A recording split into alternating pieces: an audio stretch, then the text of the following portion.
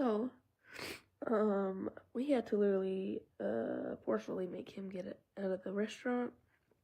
Luckily, y'all, there really was nobody there.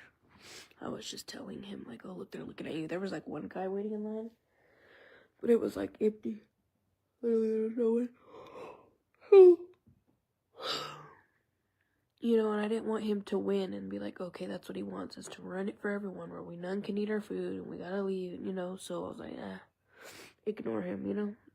He's not, like, screaming until towards the end. That's when I was like, oh, okay, yep, nope. I made him sit up, and it just made it worse, so we're leaving, so we gotta leave.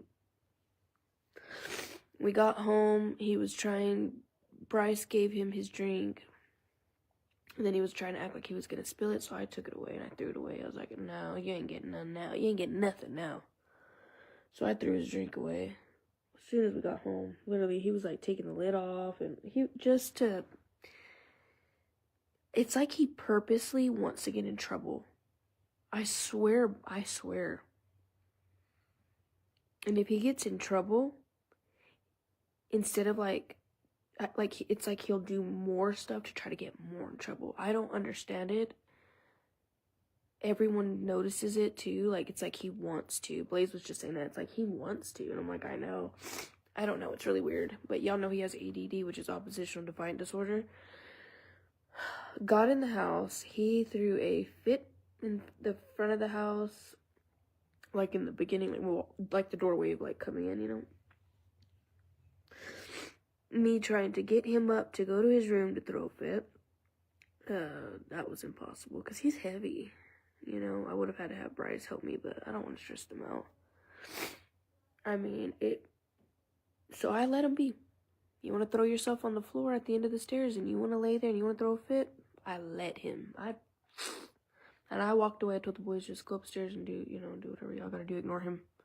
So I walked off and I went to the kitchen and I started cleaning up the living room and cleaning the kitchen and picking up what I needed to clean. I heated up my coffee back, acting like I didn't hear him, and because that's what he wants, is he wants the attention. He wants you to feed into it. I swear he does. And I was just like, trying to, like, not have a panic attack at the same time. And then sure enough, he finally calmed himself down and quit. And I just kept doing what I was doing, like as if I didn't hear him. Like, I couldn't get him upstairs or nothing. So finally he quit and sat on the couch. And then his dad called. I was like, man, dude, you gotta get your shit together because I need a break. I was really telling him, I'm like, I don't know. You better, like, you need to go halfers with me. You need to get your shit together. To where you can sometimes weekends get him, because seriously, he needs like a male, you know what I mean? Like a male figure, like a boy discipline, like I feel like would be good for him. Like a dad, and then finally he was like, I want my tacos. So I told him, you're not sitting in the couch and doing it. So he straightened his attitude up. I think me completely just letting him be on the floor. Then you want to throw yourself on the floor? I walked away. It helped. I just acted like it wasn't bothering me, even though it was. I was like gonna have a panic attack, but I think I did have a panic attack. But yeah, he sat at the table and he ate his tacos, and then he came in here and I said, go straight to your room now. And I unplugged his TV. I mean, I took, like, the actual cord can come out of the TV. I did that to his Xbox, and now I did it to his TV. So now he ain't got no TV, no Xbox. So guess what? From now on, when he comes home from school, he's gonna have to play with his toys or entertain himself, color or something. Help me in the kitchen, help me. That's it. That's all he can do. He's gonna be bored as hell because he's so used to watching his shows. You know what I mean? Or going to bed, too, with his shows. So now he's going to go to bed with no TV either. He's going to have to just lay there in his thoughts and go to sleep. So hopefully that'll help. I've never really taken his TV away, but I'm like, you know what? I can't do this shit no more. And the way that he acted over the weekend, y'all, was extreme. Extreme. We had to forcefully get him out of the trampoline park. And it was embarrassing because there's a lot of people.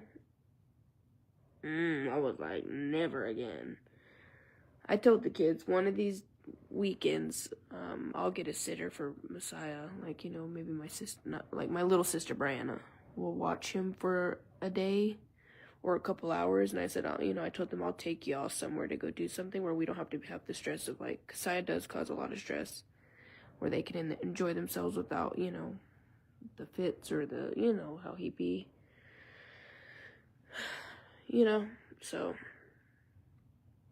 and it shouldn't be that way, but he needs therapy, and I gotta talk to his doctor to see, like, if there's any other type of therapies, because I need therapy too, because those therapy things, they help not only the child with coping and stuff, but they also help, they do it with the parent, so that way the parent can learn how to go about things with the child like this, you know, and being firm and learning how to, like, cope when you get overwhelmed and you know, anxiety, and you get so like, okay, well, you just want to get them to stop throwing a fit to because it's too much, you know what I'm saying? Instead of, like, being firm and being and getting through it, no matter how long he takes with the fit, you're going to be strict and you're going to stick to it. They like teach you those things, you know, because a lot of times I have dealt with it with him so much that I'm at that point sometimes where I just try to calm him down and get him to quit, because I'm overwhelmed, because I'm like, okay, yeah, I'm over it. Like, I'm not trying to deal with this, you know what I mean? So, but it's tough. It's tough. So I don't know. And you guys know the whole last therapist, he, you know, he got charged, pedophile stuff, and it ruined it for us. And that man was in my home, you know, I'm not even gonna get into it. Anyways, so it's one of those where it's like, fuck, you know. But I don't know if there's other therapy now, how they went about that. His doctor's aware of it all and all that, you know. But, I don't know if we can find another one, like, I don't know, to get him into, or the school or something, because he really definitely needs it. And they, you know, like I said, they work with the parents too, not just the kids, so it benefits the parent as well. Because, fuck. And we'll do really good, like, we will. I'll be surprised. I'm like, he'll be doing so great, and then he'll just flip out of nowhere, and it'll last a few days, a week, 2 weeks, and then he'll do great for a week straight, or 2 days in a row, or it just is always different. It's really hard.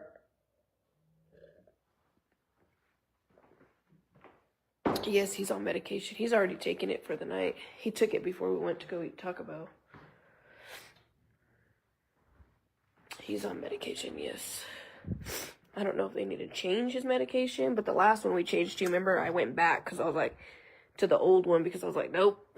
But there's many ones, so I mean, you know, they may need to change it, and they may change it to something different than that other one that I didn't like. I don't know. I need to talk to his doctor about it, but I actually got him to go to his room.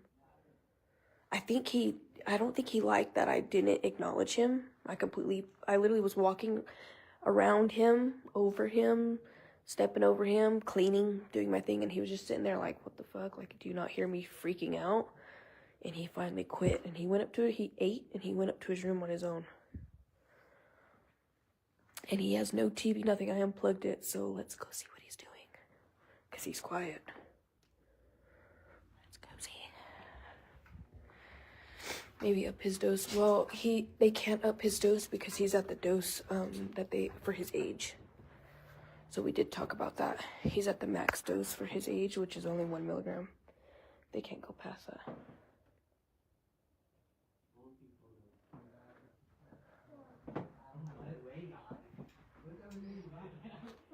You okay? I was just coming to check on you. You ready for bed? Well, it is bedtime. Off? Okay, hold on. I'm gonna bring you your other thing. Oh, he's laying in his bed. Yes, I will. He's laying in his bed. Can you believe that? Where was it? He's actually laying in his bed. No TV, no nothing.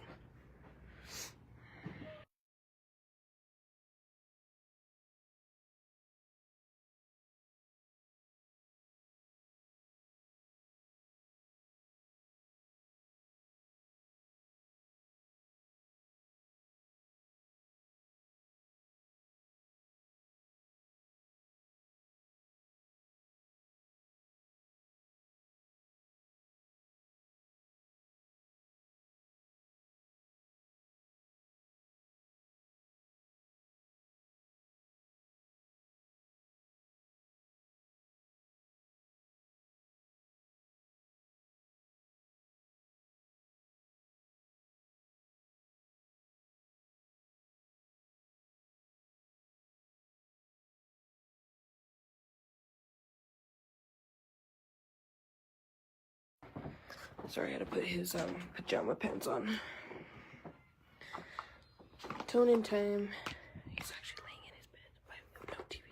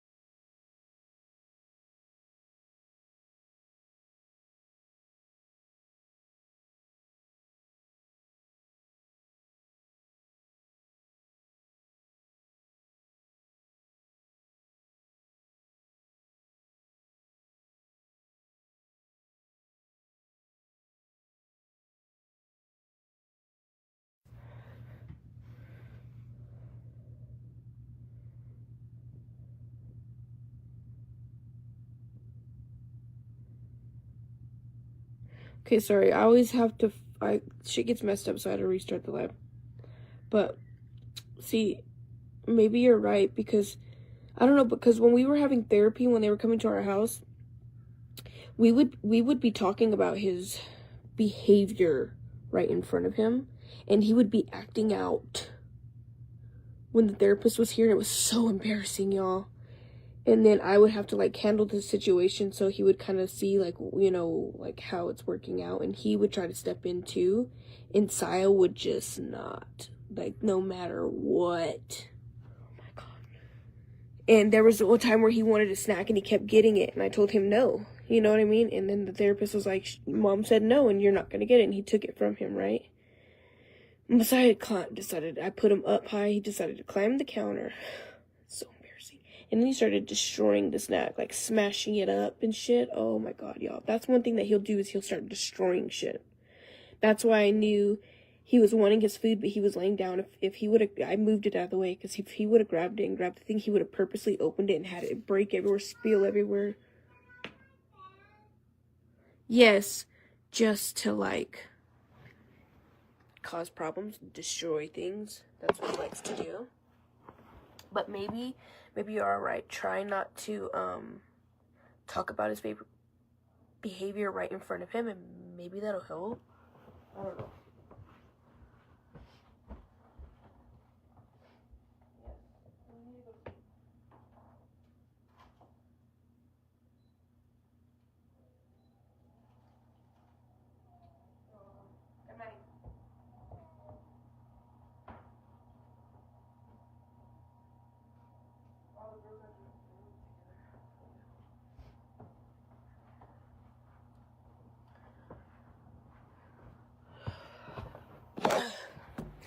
But yeah, maybe, yeah, I don't know.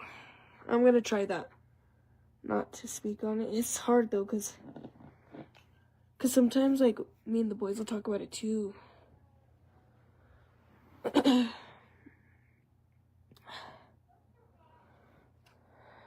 gonna be hard,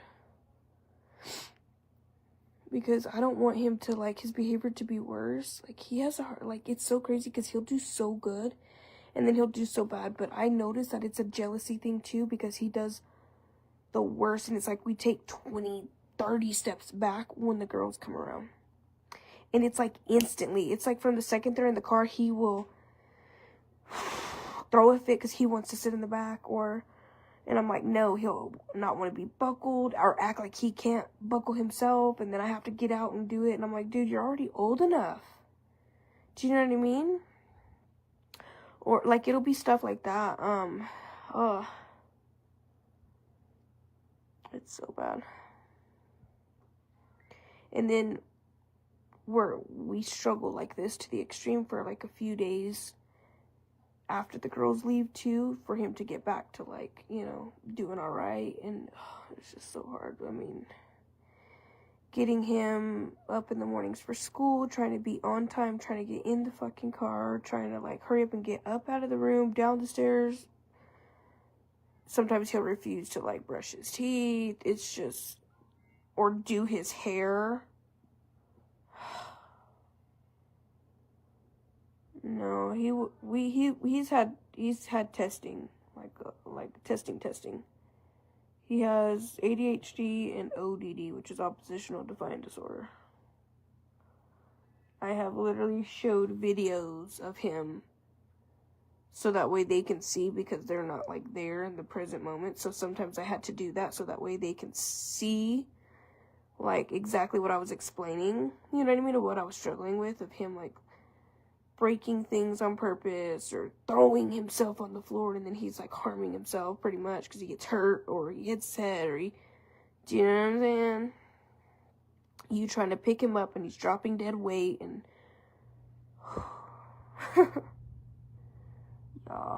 it's hard. It'll make you want to freak it out. And it's not even funny. It'll literally make you be like, oh my God. And then if you whoop them, you know, like, because I grew up, I know nowadays, like, you know, like, spankings isn't a good thing, you know, so I try not to, but there's times where it's, like, the extreme, which me growing up, I got my butt whooped for anything, but I only, if it becomes extreme, then I'm like, okay, hell no, you know what I mean? But sometimes when you do that, it, like, I guess with his situation, I try not to, unless, like I said, it's really, really extreme, and then I'll sit him down. I'm like, nah, and then you get your butt whooped, you're gonna sit down, don't you come out of this room, you know what I'm saying? And he can sit in there and scream and throw fit all he wants. And then I'll go in there and he'll be asleep. But sometimes it makes it worse. So it's really, really, really, really hard, you know, to find the correct discipline with him. But I've noticed, I think the only thing that truly helps is when he gets in that zone, is to act like he don't exist. Act like I don't hear it. Act like I don't see it, because it's like an attention thing. And he's going to get louder, and he's going to really knock something over and then knock another thing over to see if he gets a reaction from you, or see if, like, he gets attention from it, or see, like, oh, she didn't hear that, so I'm going to knock this over too. Or I'm going to scream louder, or I'm going to really, you know, and if you act, that's the only thing I've noticed that helps.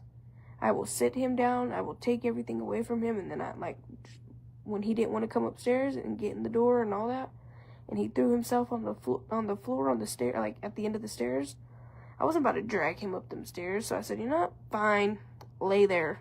The boys went upstairs, and I started cleaning. I put my music on in the kitchen, not loud, just a little bit, and I started cleaning up and doing the dishes and picking up the living room, and then I stepped over him and was walking up, taking the girls and stuff back up to their room, walked back down, came in, started vacuuming, and he was like, hello, don't you hear me? And completely blocking it out. Then next thing you know, it was like 5 minutes later, he quit. He just quit on his own. He got quieter, and then he quit. And then he wanted to eat his tacos, and then I said, all right, when you're done, I said, you need to go to your room now. And he said, fine.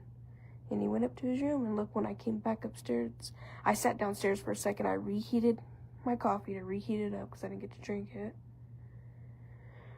And that's when I decided, okay, it's quiet. Let me take a minute to myself. Nobody was downstairs. And then when we came back up, he was already in his bed on his own, laying there, just laying there. Now he wanted me to turn the light off. He never wants to go to sleep with the light off. And no TV, ever. It's a bit. So see what I mean? That is probably the only thing that I have found that will help, is by zoning him out. don't panic myself, don't get overstimulated, don't get overwhelmed where I'm like gonna have a breakdown because I'm like, fuck, what do I do? Because I feel like the more that I feed into him or get onto him or whoop his butt or say, no, you're not gonna act like this, and sit him down or take this away or whatever the hell, drag him out where everyone has to leave the fucking restaurant, and Saya got what he wanted, was what? To ruin the whole fucking day. If I do that, it makes it worse, but I've noticed zoning him out and just, it works. I don't know if you, so the reason why I stayed live, which I didn't think he was gonna stay acting like that, was so you guys can kind of get an idea of what I deal with. But I was trying to ignore him, right? So I don't know if you've seen, but remember how I was saying, like, sometimes, like, if you ignore, he'll be like, okay, I'm gonna destroy this, I'm gonna kick this, or I'm gonna knock this over, because he wants a reaction, right? And then when you get onto him, he's gonna really throw a fit. Do you know what I'm saying? He was kicking my purse to knock my phone over, right? When I would get onto him, then he started getting more fit throwing, louder, you know, because then my attention was on him, right? He got what he wanted. Then when I was ignoring him eating, he was saying, leave me alone, leave me alone. And I wasn't even talking to him, fucking with him. I was trying to zone him out. And he kept, you know what I'm saying? But if you stick to it and completely, he'll quit. He will literally quit because he's not getting what he wants. But the second I give him the attention, that's when he'll get louder, throw a fit more, because my eyes are then on him. You know what I'm saying? And I'm distracted from what else I was doing. So it's really hard sometimes to, like, not feed into it. But I have to, like, especially out in public. But, ooh, I whooped his butt, though, I did. I think that's, and it's hard, as I say, like, we need therapy again, but it's just hard.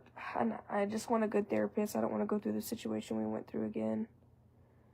You know, it's just to zone it out and literally, like, freaking let him gather himself together, and he'll be like, okay, I'm wasting my breath.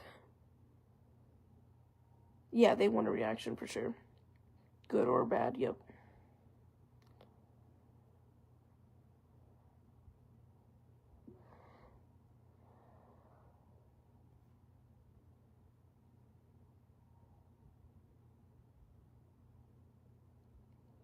So if I would have got up and said, fuck it, no one's eating, we're leaving the restaurant, now, sometimes you do have to do that because you have to respect other people around you, right? Being in public and stuff, interrupting others, but there was no one in there. There was one person standing in line getting a DoorDash at that, so that means he was going to be the in and out, you know?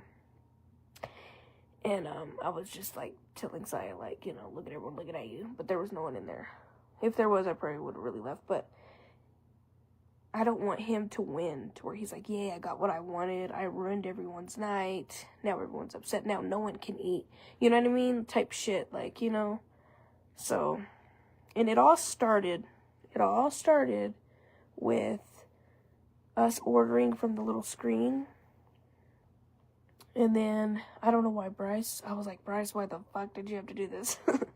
But at the same time, doesn't mean Saya should even act like that. But I guess they were getting their drinks. I had already got mine. And I always let Saya do his own drink and shit, because he, like, you know, independency, okay? And I picked us all Pepsis on the thing, but they just give you the cup. So in reality, you can get whatever drink you want, you know what I'm saying? But I picked Pepsi. So Saya likes to go and get all the flavors. He's always done that at every place. If he can do it himself, he gets all the flavors. And Bryce said, no, you can only get Pepsi. You have to get what mom paid for. So then there goes Saya throwing a fit, coming over here, saying that I'm not getting nothing because Bryce said I can only get what you paid for. And I said, no, you can get whatever you want, baby. I was like, that's just what I had to put on the screen. I was like, but if you do it yourself, you can choose what you want. So just get whatever one you want. And he said, no.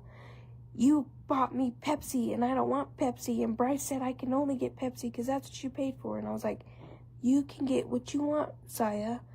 Well, I don't want Pepsi. So that's what started it. Right there was the freaking drinks. I was like, Bryce, why did you freaking tell him that? Because now he's hooked on, even if I tell him, no, you can do what you want, he's hooked on, nope, well, you paid for Pepsi, so now that's it. I can only get Pepsi. So then he no longer wanted a drink. He just had a cup of ice. So I was like, well, then fine. So then don't drink nothing at all. How about that? Then sit down and have nothing then. So then he just sat there throwing a fit. All like pissed off, not wanting to eat his food. And then he was silent. So that's why I was like, okay, well then just sit there and you can eat it at home. So then I decided to go live. But then there he went, And then it went from that to wanting fries. But he had asked me, I had asked him, all he wanted was 2 tacos. So then he no longer wanted the tacos, he wanted fries. After I ordered the tacos, he got the tacos. So I was like, fuck, no, we ain't doing this. That's how it started. Then it was the end of the world, you know what I mean?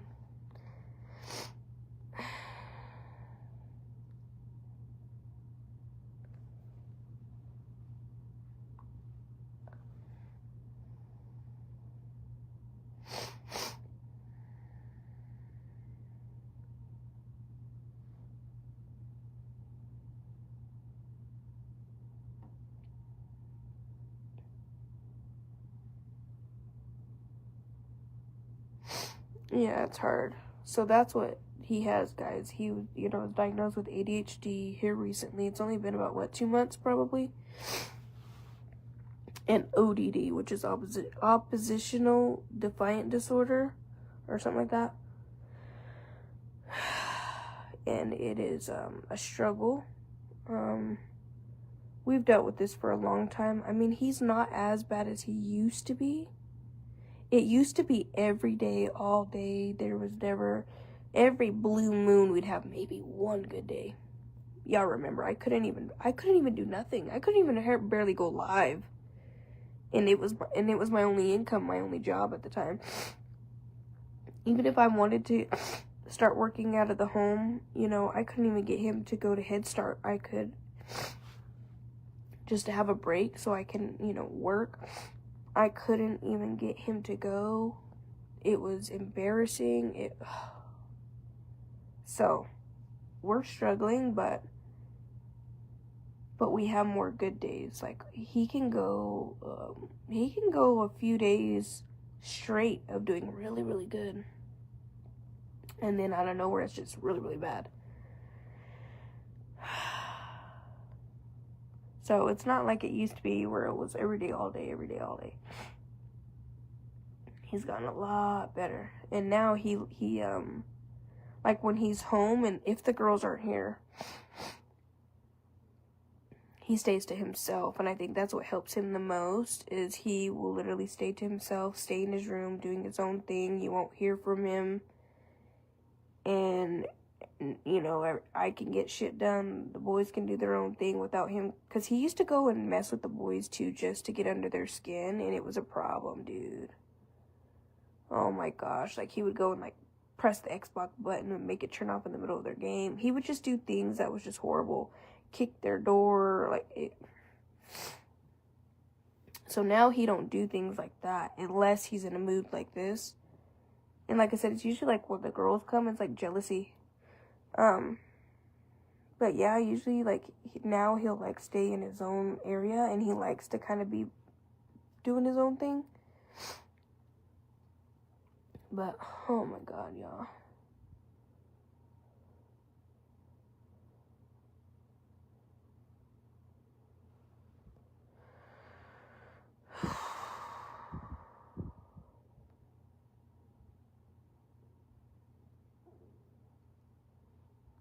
No, I haven't talked about the plastic surgery yet, because Saya done ruined it. Just kidding. Yeah, he deals with a lot of jealousy with the girls here. And it stresses us all out. It makes us where we can't even enjoy shit. Not even, going to church and shit. I'd rather not take him. And I hate it to be that way, but literally it's too much stress and overwhelming, for us to do anything, so we'd rather just not. But I did tell everyone, I was like, you know what, one of these days, when I have the extra money again, like, I'm gonna get a babysitter for Saya, and I'm gonna take them to go do something where we can actually 100% enjoy it, and they can actually enjoy themselves, you know, without us having to deal with, like, how Saya will start acting, because it is hard for us to even go out to eat.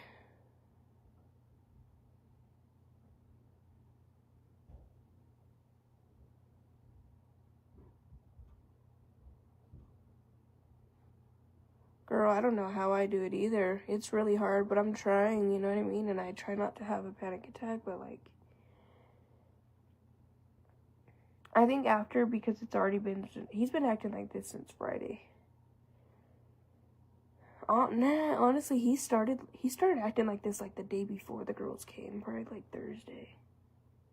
I want to say, maybe even Wednesday. He started acting a little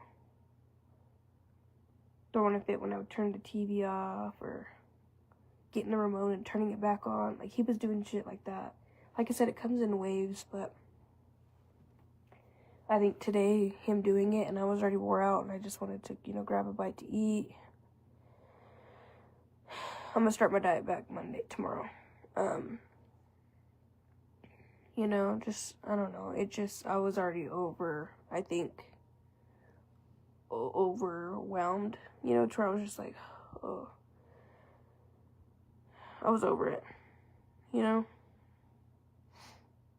I can't wait till his dad gets his shit together. Hopefully one day, Jesus, please, where he gets his own, you know, and he can be good and a great role model and a good father, to where I could say, come pick your son up for the weekend. I need a break. It's your turn. And he can, you know, have a father role model, and, like, discipline. You know what I'm saying? Because,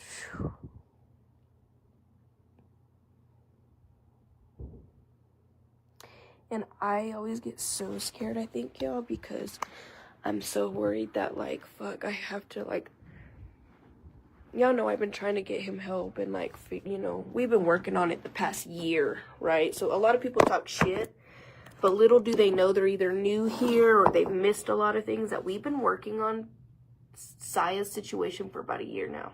And we've come a long ways, okay? It's not like we just ain't doing nothing, because I have been working on it and getting the help that we need, and, you know, we've gone through things, okay?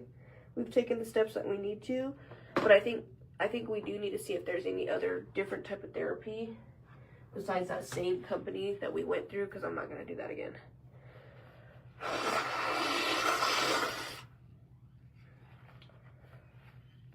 I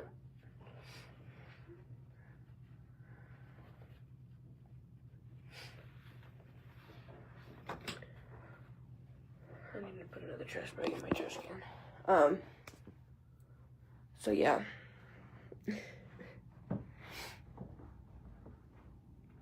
But, it's rough, because I get scared that, like, okay, when he's a teenager, are we gonna struggle? Do you know what I mean? When he gets older, is he gonna end up getting into trouble? Is he gonna end up, you know what I'm saying? Like, I don't want that. His behavior can cause issues when he's older, at jobs, with other kids, getting into bad shit, you know, going to jail, you know, and I don't want to, it worries me, it really does, because my brother was kind of the same way, and my brother stayed in a lot of trouble, and my mom tried everything too. It would have stressed out the whole family. I remember it would stress out everyone, and my mom would be overwhelmed and, like, doing everything and embarrassed and getting, it was just, God. He was on meds, and, oh, man. So today, I'm like, I'm like, I'm panicky, like, anxiety feeling. But thank you, Jesus, though, y'all. When he got home, I was just like, I literally was in the middle of having a panic attack. And then my friend messaged me, which I think kind of, like, helped me calm down a little bit for a moment. And I was like, and Sai was screaming in the background. He threw himself down, like, not down the stairs, he threw himself at the end of the stairs, because he didn't want to get upstairs. I told him to get upstairs and he can throw it in his room. So, nope, he didn't want to, and I was about to drag him up the stairs because he's freaking heavy and he'll, like, dead weight and kick, and I'm not going to do that and just fall down the stairs. So I was like, forget it, lay there then. So I was, like, already at that point of, like, I was going to start crying, dude. Like, just thinking about it now, I have, like, I can't breathe. But yeah, completely ignoring him and silencing him out, and then just focusing my mind to help me not focus and be overwhelmed of hearing him. I focused my mind. I was like, let me also see what I can do to help myself as well. Clean. So I started picking up and cleaning, because then I was focused on cleaning to zone him out, and that is what helped. And I'm so surprised he ended up gathering himself together, sitting on the couch, and then he wanted to eat, so I told him, you can eat it at the table. And then he got up and ate it at the table, and I told him, now you need to get to your room now. And he said, fine. And he went up the stairs to his room and laid in his own bed. Like, I was so shook, because I think if it would have drug out longer, I probably would have had a panic. I probably would have cried tonight, for sure. But it's hard. It is so overwhelming, y'all. Especially when it goes on for days. He's been doing this, like I said, since the end of last week, or this, you know, like Thursday or Friday. And through the weekend was so bad. Bryce had to literally, like, get him out of the car to get him into the hotel because he was throwing a fit. We had to physically grab him to get him out of the trampoline park. Oh, y'all.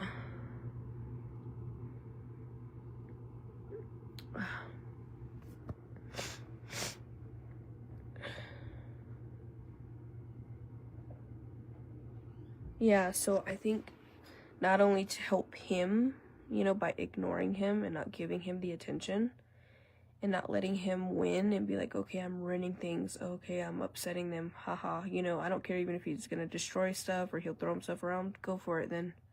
I'm just going to. But a lot of times I do because I can hear him and I get like, you know, it like triggers you. You know what I mean? You're just like, oh my gosh. So you just want to get them to stop. But I think I noticed tonight, I think making to help me ignore him without it affecting me, you know, and getting overwhelmed, I had to distract myself. Not only was I, you know, ignoring him and not giving him the attention and acting like he don't exist, I had to also help distract my mind. So getting up and cleaning and doing something helped me. So I think next time, from now on, I think that's what I'm going to do. I'm going to start focusing on doing stuff, moving around, and he sees that, okay, she's out here not unbothered. It's going to help. Because a lot of times, I'll just let him throw a fit and I'll sit next to him in silence. But I'm like panicking or I'm like this, you know. And it's hard. And he'll just keep on, or he'll kick me, or, you know, something. Or I'll walk out of the room and close the door, but then he'll be screaming his head off. But I think him seeing me unbothered, walking around him doing shit, it helped for some reason. You know? And it helped me too. So whether I put headphones in my ears and start walking around picking shit up or something, I think from now on that's what I'm gonna do. Because even if I, like I said, go to another room, he will go to the door and scream underneath the door, kick the door, or throw a fit, or bang on, you know, something. It just makes it worse. So you stick him in his room by himself, it's the same shit. So sometimes I have to sit in there with him because he'll destroy shit. But I think him seeing me physically, like, unbothered, walking around doing shit helped. So, and it helped me too. So I think I'm gonna try that. We learned that tonight. And I was actually really shook that he got up and gathered himself together on his own, ate, and then went upstairs like I told him to, and laid himself in his bed. And then, you know, I just had to come upstairs and ask him, like, are you okay? You know? And he was like, yeah. Put his pajama pants on, and then he said he wanted his light off. Okay. It's hard, y'all. And a lot of people come for me, and I know there's going to be clips. The reason why I'm leaving it up is so other people can kind of see, because I know other people go through that, or they know how it is as a mom. and we can all learn from the situation. Do you know what I'm saying? And I can also look back at things like this to help me too. So I know I'm going to get heat for it. I know I'm going to get pushed down more, even though I'm already dealing with a lot as a single parent and like everything else. I know I am, but it's okay. It's hard, y'all. It really is. It's not easy to do everything by myself, and I know a lot of people do it. And I'm a parent, but I also struggle with issues myself. So me having issues, dealing with other issues in my home, plus outside world issues, it's a lot of weight. I do truly have a lot on my shoulders and a lot on my plate. And some days I don't know how the F I do it. Some days I don't know if I can do it. But I'm still here and I still try every day, but ooh, y'all, it's a tough battle. It really is. And you know, I just hope it gets better, because I always think too, because you guys know, like, I want a family and I want, you know, I do, but then I don't, but then I do, but then I don't. But I'm just like, shit, if I was dating and then I deal with this in my household, it's gonna be overwhelming to where I won't ever be able to date, because they're gonna be like, what the fuck, we can't even go somewhere and bring your kids along, you know what I mean? And I don't want it to be that way. So it affects a lot of things in my life. It really does, you know, to where, like, I don't know, I just can't, like, I guess, live a normal life. I can't wait till Bradley gets out and helps me, though, to where I can sometimes have, you know, free time and go out and do something without dealing with it. But we also need therapy still, because then maybe we can enjoy it with him if we get some therapy. I don't know. So I'm gonna talk to his doctor about it. Like, is there any other companies, like, besides the one with the pedophiles? Because that dude literally got arrested, and I don't even want to fuck with that company, because the fact that they didn't even notice it, the things he was doing, fuck that. I ain't even want to fuck with that company at all. Nope.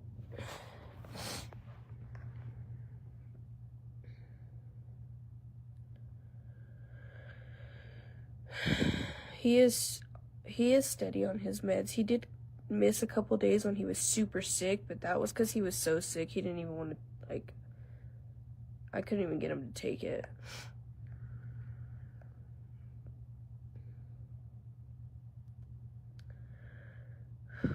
I can feel my heart racing, y'all. Like, I can't breathe. I think I'm having anxieties.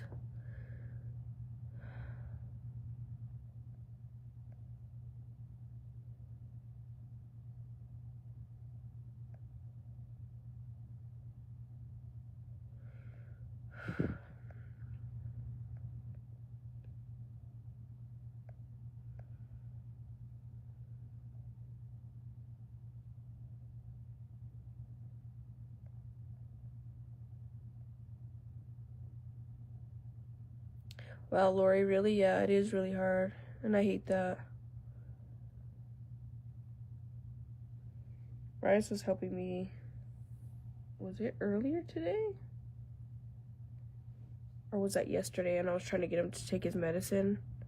And sometimes Bryce can, like, I don't know why. Sometimes, like, if he don't listen to me, he'll listen to Bryce. So sometimes I'll have to have Bryce help me, because I don't know whether, you know, I know it's not Bryce's responsibility because he's a kid, but sometimes Saya will listen to him. So he was like, Saya, he came in the room and he was like, Saya, you need to take your medicine. Come on, so that way it won't take long. You know, because I was like, maybe you can get him too. Because he was like, I'm telling you, when the girls are here, it's bad. And,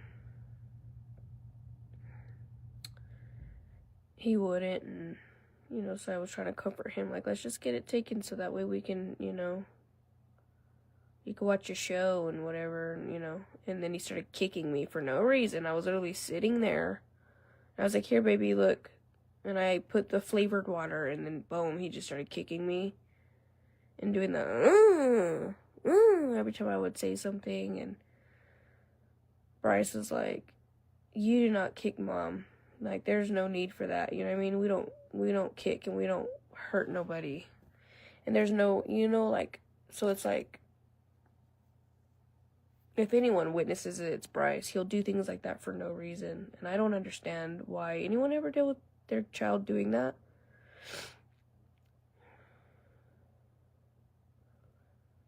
Because Saya will do that. He does it in the morning too, when I get him ready for school. Like, if I have to wake him up and then I have to, like, get him dressed, like, while I'm putting his pants on, he'll start kicking me, or he'll start, and then I don't, like, it's so hard because I don't know what to do in those moments.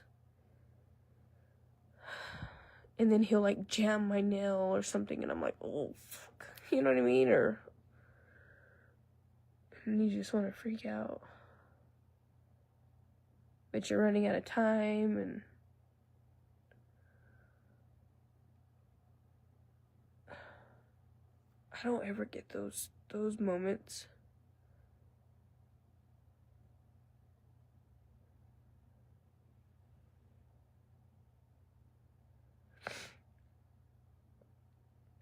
But you whoop his butt, then that's when he'll throw himself around and physically harm himself, then act like he's choking.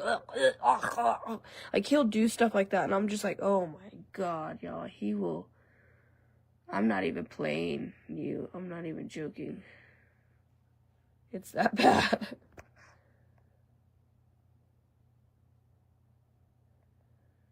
I have whooped his butt for it, and he will literally.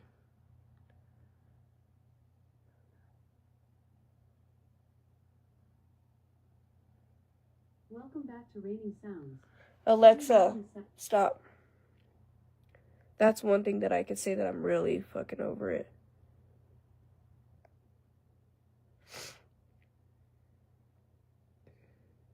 And there's only, like, you know what I'm saying? Like,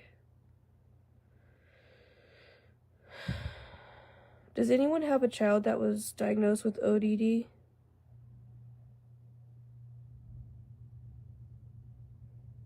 Well, he did have an in-home therapist that came here.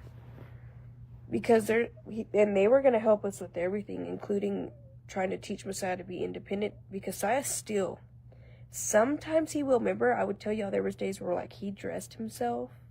He undressed himself. He this, he that. But it's very rare that he does that. I have to dress him. He acts like he does not know how to. Even if I say, no, you're doing it, no. He won't. It doesn't matter how. Like, he will not. Undress himself, put his pajamas on. Like, in the mornings, he just says, I can't, or I this. He will not want to, he, like, won't want to shower, or, like, and he's old enough to do these things on his own. He's already at that age. He should be. Do you know what I'm saying? And he just will not. So the in-home therapy was going to get us, you know, they were even going to come before school and try to get him, they were going to work with us on getting him to dress himself, undress himself, but then you guys know what situation, thank God, we never got that far, but that was the next steps. Teach him how to shower. We were going to work on those things and being independent, and I can't, y'all, it's a struggle, y'all. Like, what do you do? What do I do? Force it in his mouth? Do you know what I'm saying? Like, I can't get him to freaking brush his teeth, but every here and there. He'll do it here and there. And I'm like, yay, and I praise him, and I'm like, hell yeah, baby, like, you know, let me see your teeth, and like, yeah, you're so clean, and we have to take care of ourselves, and, you know, I'll try to get him to do it when I do it, but and it, praising him when he does do good, it still doesn't seem to interest him to keep doing it. I don't know why. We've tried prizes, we've tried, and he just, there's times where, like, I can't even get him to fucking brush his teeth, y'all. Like, I have to, like, force him, and I hate that. We've tried to make it a game. We've tried to make it a whole big thing where we all do it at one time. I've had talks with him. Oh man, it's so hard. I mean, I had to start doing, like, bath bombs and stuff to get him to take a bath. And he used to love baths, and, like, it's like the older he got, he didn't want to no more. Like, he didn't want to take a bath, or he didn't want to change his clothes. The older that he's gotten, I've known, you know, things have gotten more of a struggle, and that's why we started with therapy, and then we started seeing a specialist, and then we started sending him, you know, out of town to get testing done and stuff, because I'm like, something's wrong here. And then y'all know we barely 2 months ago found out that he has ADHD and ODD. We've done the chart rewards, we've done the prizes, we've done the earning things, we've done the praising, we've done all of that. We trust and believe. We've talked about this on my page so many times. We've done it all. The school too.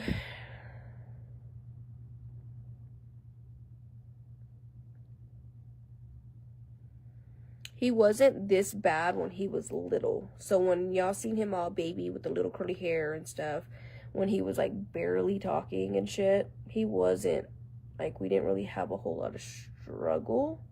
It wasn't until he got older where he was like really talking and like older aged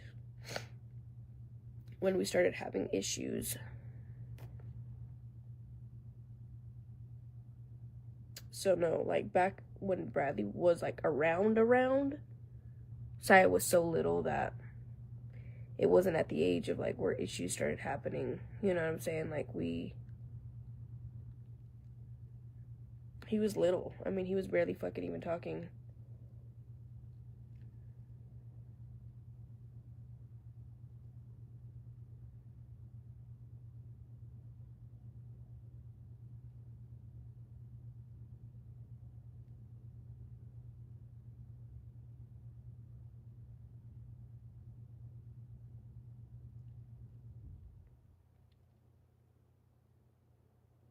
But I don't know. I'm starting to think we need to change medicines.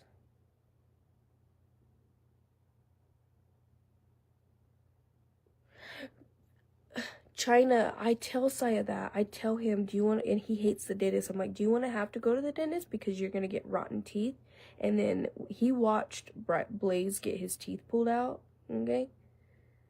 But Blaze he got his teeth pulled out because, you know, for his braces. But I told him, do you want to, you know, your teeth to rot out to where they have to pull them out? Or they fall out and then they hurt, or I tell him this and he don't give a fuck. I tried to put fear. Trust me. He don't work. I've babied him. I've tried to. I think he is. See, someone mentioned that too.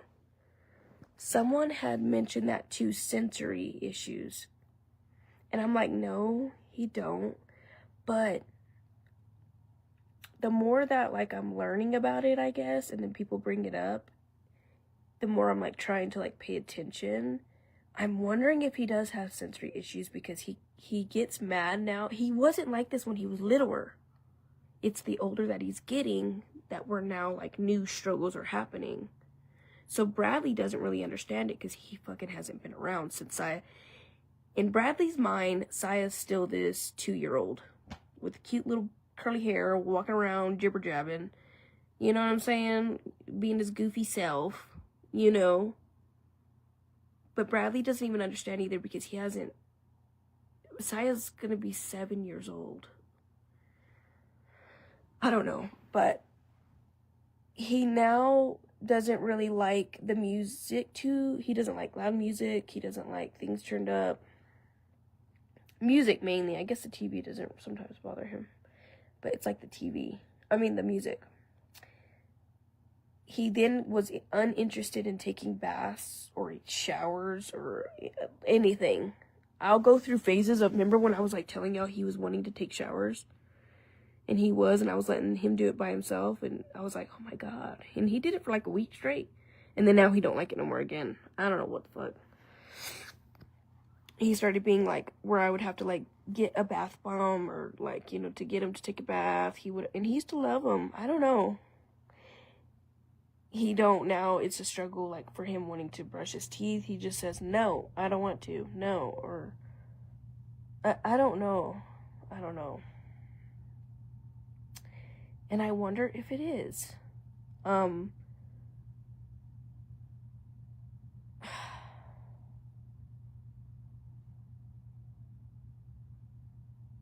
don't know.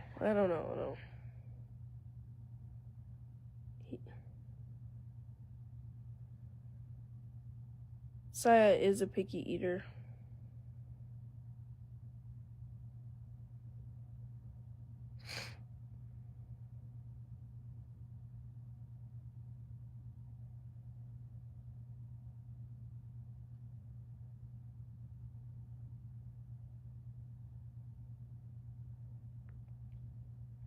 And remember I told y'all, like, I had thought, could it be autism or something? Remember? But no, he had all the testing done, and it's not. Because he does, like, the baby talking and stuff. Like, even when he throws a fit, he'll, like, act like a baby, I guess. Or I don't know. He does a, that pisses me off. That kid, did anyone else kid does that? Oh, that shit pisses me off. And then every time you say something, they're like, oh, I want to, boo. But, it's so hard. It's very stressful. But I think that when he acts like that, even whenever he's not throwing a fit and he baby talks, because I do baby talk to him too sometimes, and the hater pages pointed that out, and I'm like, oh, I do that. I didn't even notice. Maybe it's that, or maybe that's a part of the attention thing, is acting like a baby, even when he's in a great mood or when he's in a bad mood. Is it an attention thing? I don't know, but he does that too.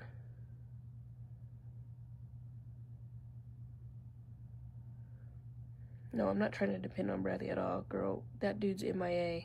But I be getting on to Bradley's, telling him, like, bruh, you need to get your fucking shit together, bro, because you need to be the father. You need to be that father and that dad that he needs, because he needs someone firm, like a man, role model up in his life. Because mama, you know what I'm saying? It's just different with boys. I think it's for attention, huh?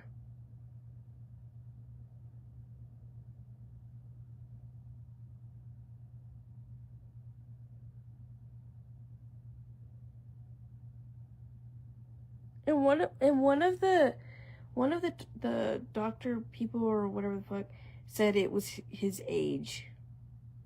That's just him at that age. And I'm just like, you know how many kids I've had, bruh?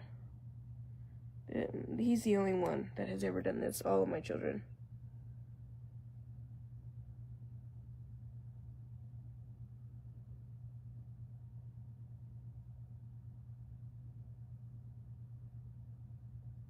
It is very draining.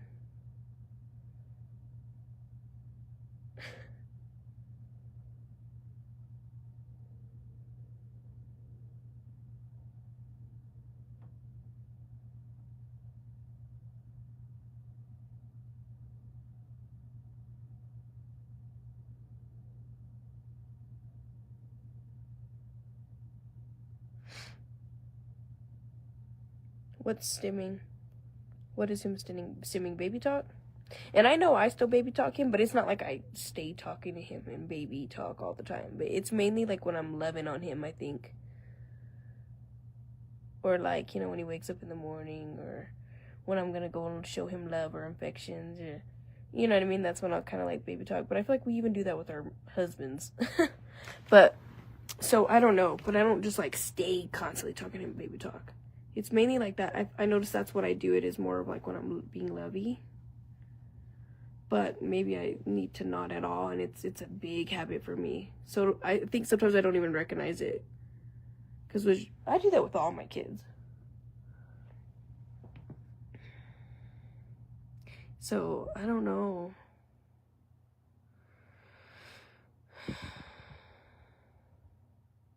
Sometimes he'll listen to Bryce. Not always, though. Especially when he's really, you know, not always. So Bryce does have to help me, or there's times, like I said earlier, to get him to take his medicine. I had to get Bryce to come try to help me. Because sometimes, like I said, sometimes he'll, because that's his brother, you know, and he's a boy. I don't know. He'll kind of listen to him, but not earlier. Bryce couldn't even help me either. He was like, nope, and then he started kicking me. And Bryce was like, you don't kick mom. You don't do that, you know what I mean? And so I was just, today was one of those, yesterday too was one of those days. Yesterday was really bad. I had to pull the car over driving home like 50 million times.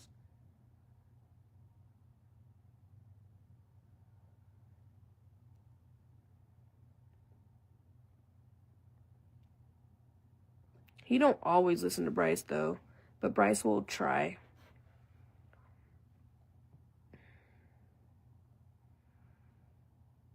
But there's times Bryce does help a lot. There's times where he will get him like, but Bryce has to like, which is not good, because I feel like that's whenever Saya's like, okay, I'm getting the attention that I want, because Bryce will kind of like comfort him, love him, baby him, I guess, in a way. Not really baby him, but be like, Saya, come on. Like, let's just, you know, like, he'll like get on his level and kind of like, you know, rub him at the same time. And I think he gets babied and then says like, yeah, I get the attention, so yeah, all right, I'm gonna okay, you know what I mean? So it helps sometimes when it's really extreme, especially when we're in public and we need to get out of the situation because it's time to go, or and Saya's just like, you know what I mean, or something. But I feel like it's not good though, because then Saya's getting what he wants, you know what I'm saying? And he's getting the attention, I guess. But sometimes I do need Bryce's help at that time, like I said, especially if we're in public and we need to leave. And Saya, like, I can't drag him out of there.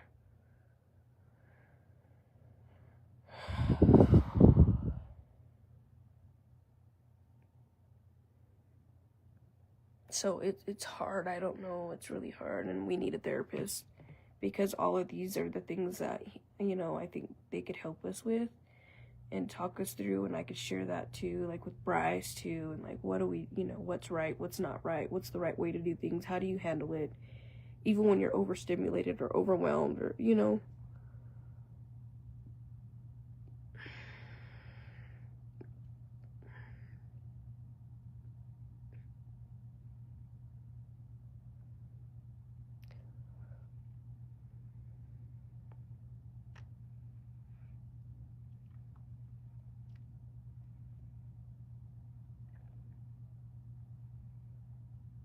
And I think other people who don't deal with it as parents and they don't have a child like this, they don't understand. So they think like, oh, well, if you just change this, then it would solve the problem. And it doesn't work that way. He is jealous for sure, because it's worse when the girls are around. It's like instantly the second they're here, psh, oh, Jesus, it's so bad. For sure, he's jealous. For sure. That's like a number one. Ding, ding, ding. But he still struggles, even, like I said, when the girls aren't here. But it is it to the max. It's like doubled when the girls are here. He'll have great days for days, and then he'll have shitty days, and then he'll have great days, and then it'll be bad. It's just like this. He'll have great days at school, and then he'll have horrible days at school to where he's in trouble. He didn't want to do nothing. They couldn't get him to this. They couldn't get him to freaking leave the gym. They couldn't. The teacher had to go and get him. The principal had to go and get him. He didn't want to go into school. He didn't want to get in the car. He didn't want to get out of the car. And then he'll have days where he'll get up, get dressed, get in the car, get out of the car, walk to the class by himself. They'll give him a star and write a little note and say he did so good today, and he did all his work. He did all the tasks with everyone. He did it all. I'm like, okay, it's literally like bipolarness.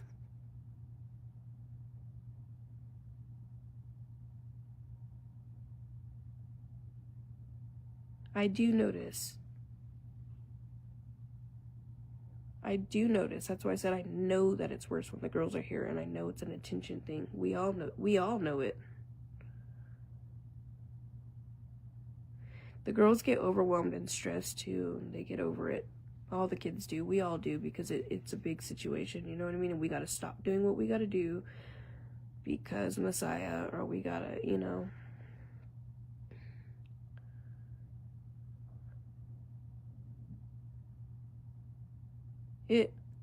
It helps me, and it does make me feel better when I can talk through these things like this. Yes.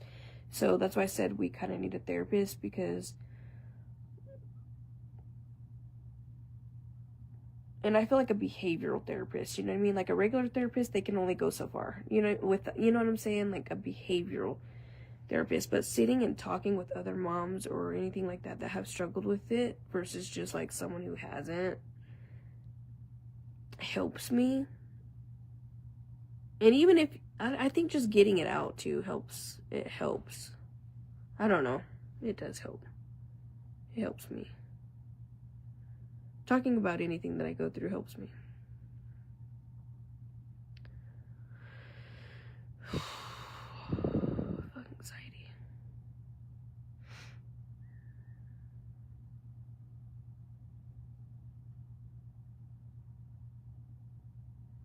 Yeah, I gotta try not to baby talk. I especially do it whenever I'm being affectionate. That's when the instant baby talk it's like when I'm being affectionate. Or when he wakes up, good morning, you know what I mean? I do that to my other kids too, though. The girls too, like when Shia gets up, or I did it to Anaya too.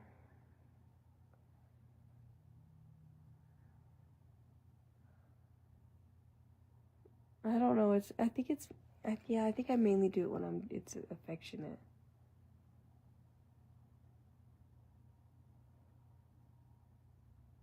I don't know what even ever started that. I don't know.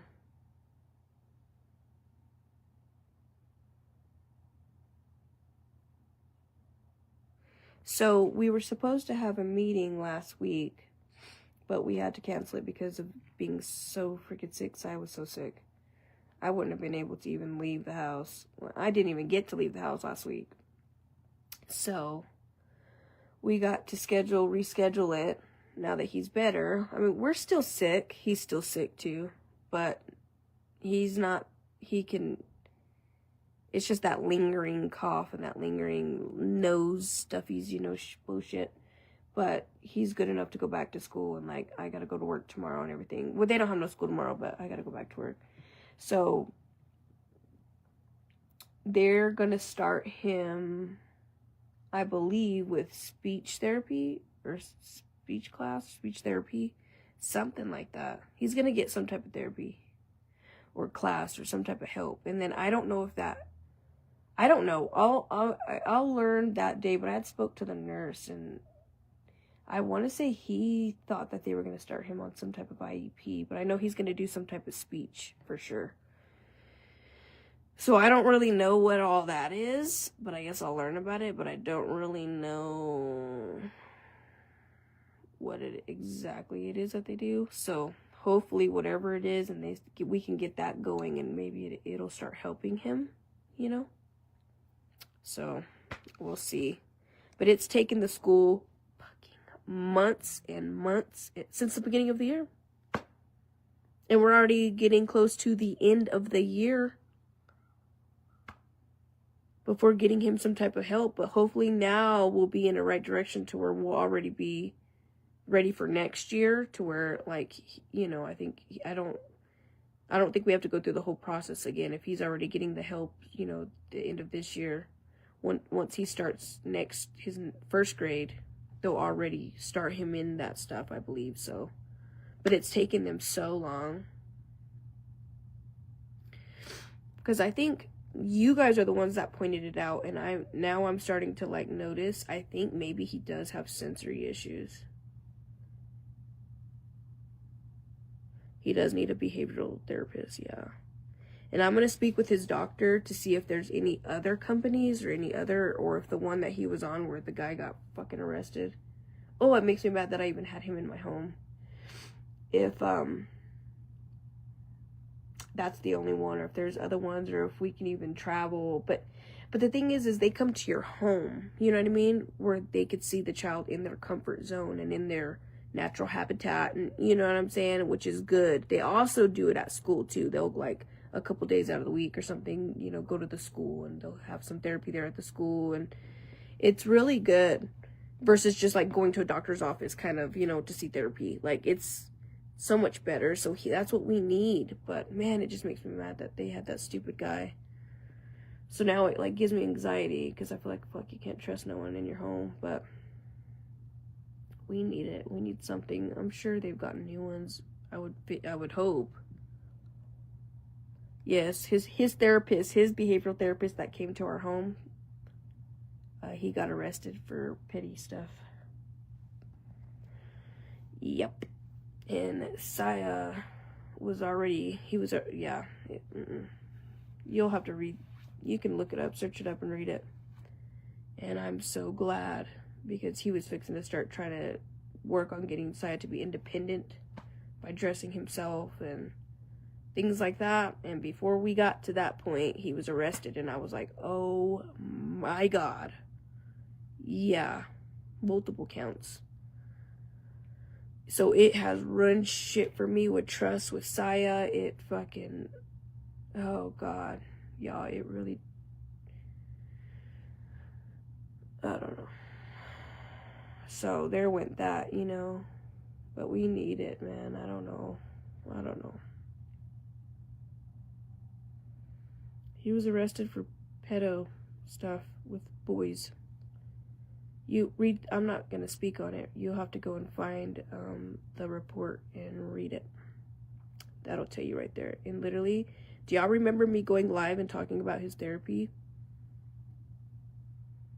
Remember I was telling y'all that they were going to show up before, we had already scheduled for him to start showing up before school hours to help him get ready for school. And he was going to teach him how to start taking a shower instead of taking baths, and to undress himself and dress himself, to be independent, to learn independency. And I'm so glad we never went to that. And when I read all the reports, they said the same thing.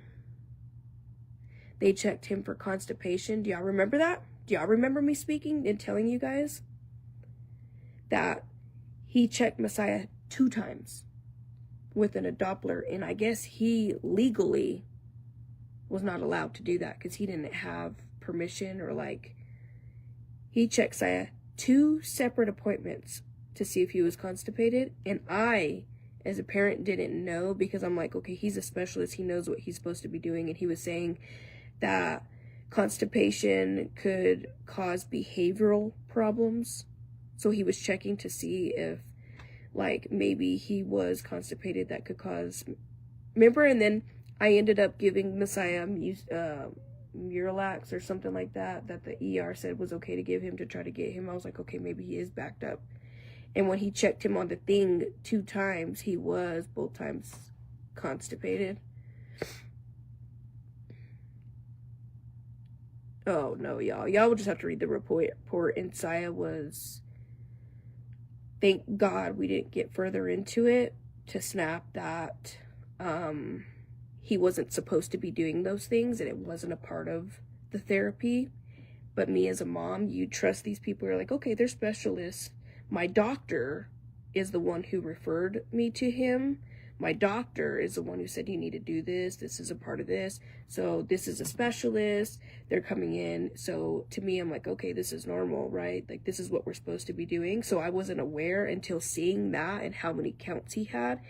And it was all with boys, and it was all with him saying that the kids were constipated, doing suppositories on them. And I'm so glad I didn't get to that. Talking about getting the dressing and undressing for independency, taking showers for independency, and no one knew until somebody reported it. And then all the families spoke on it and said the same thing happened to them. And I was like, oh my God. It was 1 week before Messiah's first appointment for him to show up before school. He was going to come at 7 in the morning because school started at 8, you know, whatever. So he's like, I could come at 7 and we'll work on trying to work with him being independent, learning independency by, you know, being able to dress himself and get himself ready for school. And I was like, okay, yeah, that sounds great. Which, it, you know, is something that Saya does need to learn, because he's almost 7 years old, and I don't need to be undressing him, dressing him, da-da-da.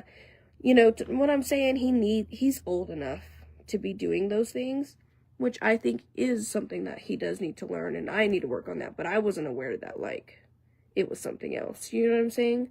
So in my head, I was thinking, okay. So these parents had reported him doing ultrasounds on them, which he was not medically allowed to do. He did ultrasounds on Messiah 2 times. The second time, he put Messiah upside down because Messiah was throwing a fit, not letting him. So this was the second time that he tried again, because he could barely see the first time, because Messiah was like throwing a fit, and I was like, come on, Saya, like, you know, he's got to check your belly, and he was like, you know what I'm saying, and I thought it was normal, and you know what that does to a mom afterwards when you see that? I freaking bawled and bawled and bawled, and I was furious, because I was like, what the hell? As a mom, like, you feel guilt. Like, how did I, like, you know, I let this person in my house. I freaking let him, you know, play around with Saya and tickle his feet. He was doing that a lot, trying to get Messiah, like, in a good mood, because Saya was, like, not really engaging with him, I guess. But I thought it was normal, because he was trying to, like, get Saya comfortable with him, to, like, do therapy with him, and, like, you know, trust him, and, like, you know, so he could do therapy. And so I didn't see nothing out of the normal, you know, because I was right there. He was never with him alone. I was always there. But it was, like I said, it was 1 week before the first appointment of trying to do the next step stuff. But he would do that with Saya, and I remember when he did the second ultrasound, like, he was tickling Saya and trying to make Saya, like, laugh and giggle and say, see, it doesn't hurt, and, like, da da da. And I'm like, yeah, baby, like, you know, it's just real quick. And he let Saya put the gel on it, and he was like, look on the camera, you see that? That's your tummy. And, you know, and then he put Saya upside down, and he was tickling him. So then when Saya was like that, that's when he put the Doppler so he could see real quick. Because he's like, I need to see if and then he was explaining to me that what constipation can do. He's like, because if he is constipated, you know, there's things that we would have to do to get him unconstipated, because constipation can cause behavioral issues. Constipation can cause wetting the bed. So I was open with his doctor and his therapist that, okay, he's this age and he's also still wetting the bed. Is this normal? Like, I've tried everything and it doesn't work. Well, now I need professional help. Like, since you're a professional, what do I do about this? Can you teach me? You know what I mean? Because that's the whole point. He told me, yeah, I talked about all this with you guys. Remember, before he got arrested, I would come live and tell y'all how it was going, and you know, what directions we're going in. Because I feel so guilty as a mom, because I had no idea, because I trusted, because my doctor recommended us. He was supposed to be a specialist. This is what he, you know, don't trust nobody. And that has put fear in my heart now, to where, like, I'm like, we need therapy, but I don't know fucking to allow people to come in my house. Now I don't know what they should or shouldn't be doing. Now I feel like, okay, like, so it's really hard. But he had said, you know, constipation could cause wetting the bed. It could be the one to cause behavior problems. It can cause sleep issues. It could be a la la la la. So, but he was legally not allowed to even do ultrasounds on kids, and he did them. There was a lot of counts, and I was supposed to also go file, but I never did, because it was too much. And at that time, I was going through so much, and I'm like, I don't need to add this to it. You know what I'm saying? We didn't get to that extra point that other families did, thank God. But I already did have a case against him, because he illegally did 2 ultrasounds on Messiah. But I did it. And Bradley kept telling me, you need to do it because you could sue the whole company. And I was like, I know. But mentally, there was so much going on in that time that, like, mentally, I was like, I can't fucking deal with another thing. Like, and I really should have. But Saya didn't. Saya was never alone with him. Never. We didn't get to that point, thank God. I don't know if I could still file against him. But he illegally did 2 ultrasounds on Messiah. 2 separate times, 2 separate appointments. But Saya was never alone with him. Thank you, Jesus. I feel like it was a week before the appointment of him coming before school. And I'm so glad that happened, like, before, and, like, you know what I'm saying, before we kept doing more appointments. So it has ruined the trust. It affected my household. It made me feel shitty as a mom. It made me really want to be protective over Saya. Oh, y'all, you don't even know. And I spoke with it, I think, like, the last appointment with his doctor, we brought it up. And I had to talk about it with Saya's school too, about like their, you know, because they had asked if he's been through therapy, and I had to bring it up, and they're like, oh, because the schools, I think, were the ones that reported him the first time, and I think that's where it started. It was from the schools reporting. Thank God. I don't know what the situation was, but, and then families started reporting it, but I had to speak with it about, you know, with his doctor, and she was like, yeah, I mean, you know, she's like, I feel so horrible of what families went through and how it affected them when their children, because the kids that really went through it, it's gonna cause them trauma for the rest of their life. Do you know what I'm saying? And it's so freaking sad. It makes me so sad because Saya could have been in that position. And I feel so bad for the parents and the children who it got too far with. And it just, God, just the thought of it, let me tell you though, he's got it coming for him. I know being in jail with all that, they'll handle his ass. But I don't understand how somebody could be that way. And I thought he seemed like a good guy. You know, he really, that right there shows you, and it really opened my eyes, that you cannot trust no one. They will play the part in your face. They will play the part and you will be blindsided. You will have zero idea, like, oh no, never, really? No, there's no way. And behind closed doors, they're a freaking monster. You cannot trust nobody, believe nobody, because they will play you in front of your face, and you'll be like, there's no way. Straight up. And that's what it did to me. Oh man, y'all, like, I remember going live saying like, oh, I'm so excited to start this, you know, it was our first appointment, he came to the house, and like, you know, he was really good with Saya, and he was trying to build that trust with Saya, so he was trying to like play with Saya, and he even told Saya, show me like all your cars, which ones are your favorite, and you know what I mean, and I was like, as a mom, like, oh yay, you know, like, maybe this will help him, and and I let this motherfucker in my fucking house. But I don't know. Bradley tells me that I needed to file while all the families were filing, because I could have sued the whole fucking company for them not paying attention to their own therapists doing things that they're not supposed to be. You know what I'm saying? So I kept it to myself, and I never had spoke on it because I knew how social media was, and it really affected everything. So that's why, you know, it kind of took a little longer getting Saya diagnosed, because we had to do it without the behavioral therapist, to where someone seen his behaviors, and you know what I mean. So it's been a struggle. It really has. But you know, the doctor was saying, like, you know, it affected everyone. It affected the parents. It affected the children who, you know, now are dealing with the trauma, you know, and the grooming, whatever, you know. But it had also affected the schools, because this person was working with children, going to the school and having school appointments, you know, because they also go to the schools and they do therapy at school too.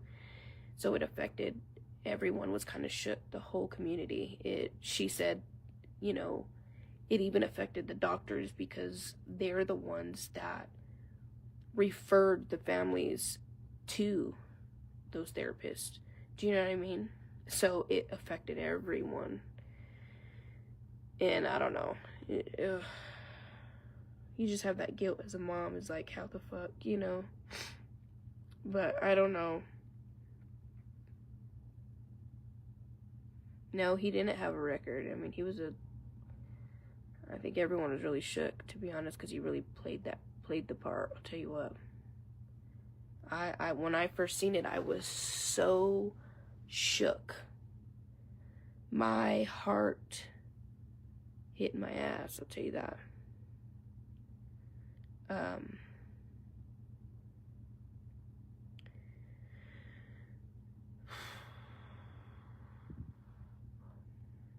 And you know, and on the report, it said that it was all boys. It wasn't, there was no reports of like really him doing those things to like his female kids that he was doing therapy with. It was all the male kids he was working with. And Saya was one of them that he was gonna end up being, trying to, I guess, reel Messiah in. And I'm so glad it got stopped. Thank you, Jesus, before it happened. I'm like, I'm so grateful for it. And oh man, y'all don't even understand when I think about it. Ooh, Bradley even too was like, ooh, let me catch him a bit. And that was at the time Bradley was in jail. Bradley, when Bradley found out, he was like, he's in the other cell. He's like, yo, he's lucky he's not in mine. Oh, y'all, that would have been it. For sure.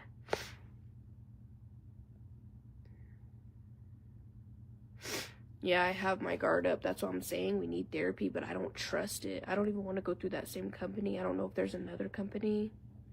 I don't even, because obviously that company wasn't paying attention to the shit that their therapist was doing. Do you know what I'm saying? They're just probably whatever for the money. So I don't know. We need it. We do. Saya could really benefit from it, but like, I don't know who to trust now. And I don't know if there's other different companies or if that was the only company. I don't know. It's hard, but, you know, it caused trauma in my household for sure, and trust issues, and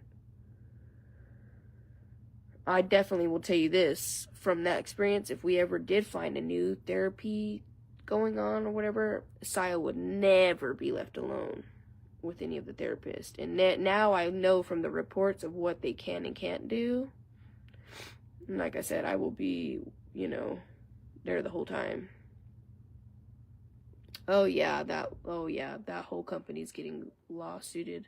I don't even know if they already have done it or not, but should I try to see if I can file? So I had talked to a lawyer about it, and he said that he had took the other parents' cases, so he was willing to take mine. I think because he knew he could win it, so he wasn't asking for like a fee to start, I guess. Because usually before you even talk about the case, you have to pay like $100 or something, $200, you know. But he had told me that I needed the medical records. I needed the records showing that the doctor referred him. I needed the records from the therapist company, from all the times that he came and visited, and like all the paperwork, you know, he needed all that. So I was like, okay. So I had called that company, right, to get like his records, because that's what he said he had to have those. So I was like, okay. And they were shut down. It said that they were temporarily shut down. So I was like, okay, how the heck am I going to get his records from them? They're not going to give them to me. They're shut down. They shut down the whole thing. So what? I didn't know what to do. They shut it down. So then I was like so stressed about it and overwhelmed, and like it just made me sick, and I had other things going on too, and I was like, fuck it. We didn't get that far to that point. It's just too much, you know what I mean? So I just said F it. But it has caused me trust issues now to seek help for my child, behavioral help for my child that we clearly need. And I need it as a parent too, because like I said, they don't only work with the children, they also work with the parents to help the parents learn how to cope, learn how to go about things, you know, how to deal with things, so it's not just for the kids, but it helps the parent, it helps the whole household. So it's something that we need, and it has affected my home to have trust to be able to get my son help or get myself help.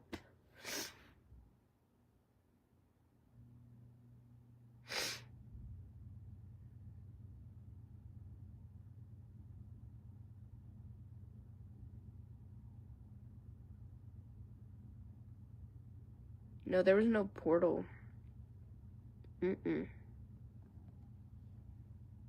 I don't know. I need to try to figure it out, I guess.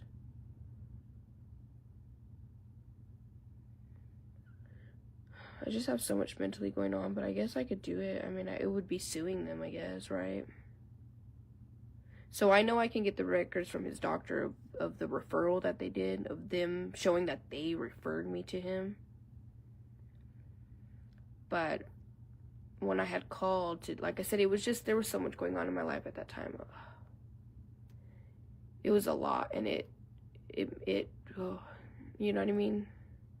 But maybe I should. Maybe I should just do it. I mean, shit. Freaking sue. But I believe you have to be there at the courts and, you know, all that, going to court. And it's a big thing, you know, to take in.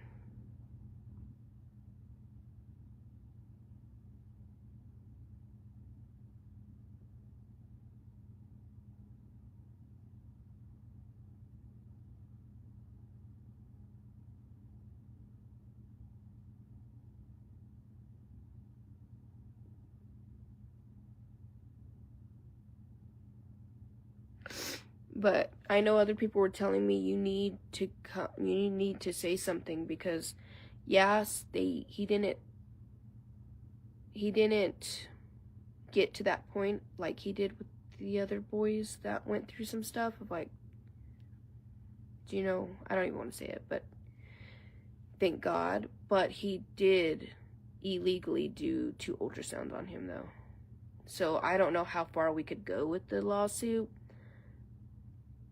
to be honest, but like what we would get from that.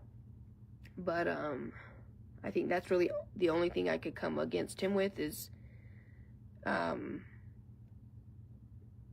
guess him doing 2, you know, ultrasounds that he legally wasn't able to do.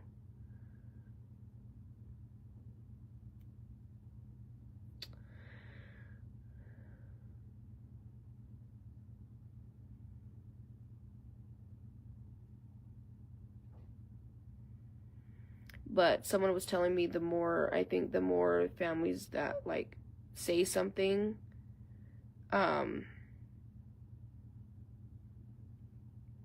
more it will come against him to get him sent away. So, yeah. So I guess I probably need to just do it, even though it's a stressful situation, because I don't want to have to, like, I don't know. I think a lot of times my problem is that I will try to put something behind me and act like it no longer exists, so that way I can continue life. You know what I mean? Because it's too hard. So you kind of just, like, put it in a file in the back of your head to just act like it's not there no more, to keep going, you know? And I think that's what I struggle with, is I don't want it to exist. So I will file it up and put it away. I've done that with deaths, like losing people and then passing away. Certain ways of mourning, I've put it in a file and put it out, you know, just to, and you really never heal from those things because of doing that. It's something that I struggle with.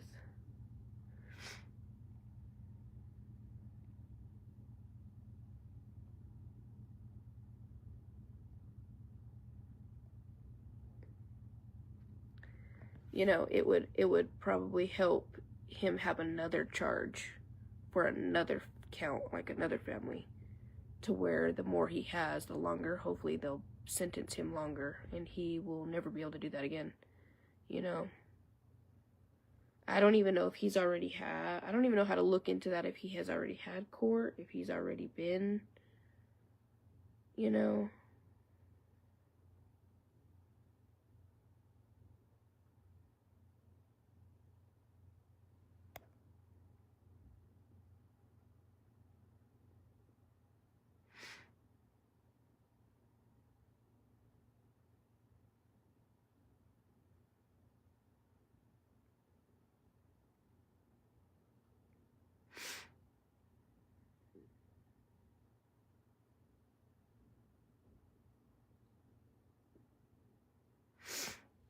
What does that mean?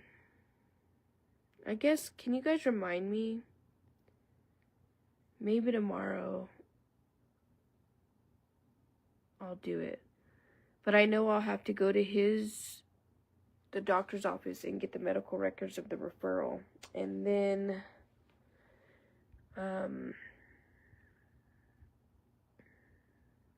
I guess try to go to the company and get the documents there. That's all he said I would need. And then a statement. Oh, he said, he said I had to file a police report with my statement and then go get those records. That's what I had to do.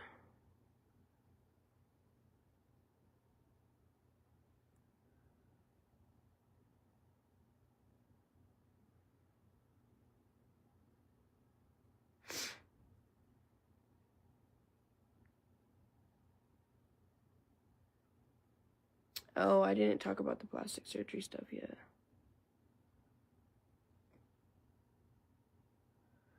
I ended up dealing with Saya's behavioral stuff, so it kind of took a turn this evening, but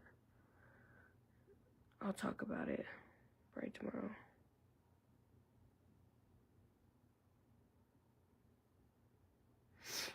I did contact the lawyer first. That's what I did last time, and the lawyer's the one that told me that I needed to get the medical records from showing that the doctor referred him, and then I needed to get the records from this therapist company of Saya being seen, like that he was a patient, and that I needed to do the police report. He said I had to do all that, and then take it to him, and then go from there. No, this was last year. It's already been a year. This was back in like,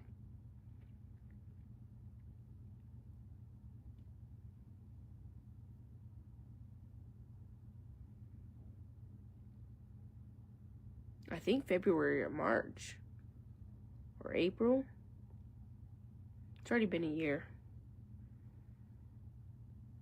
This was like, might have been February or March, I want to say. Because I think his very first therapy where he came to the house was in January.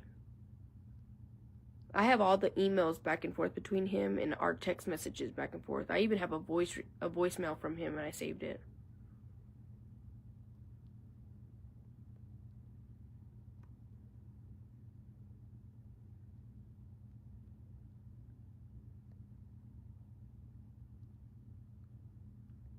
This is last year. It's been a while.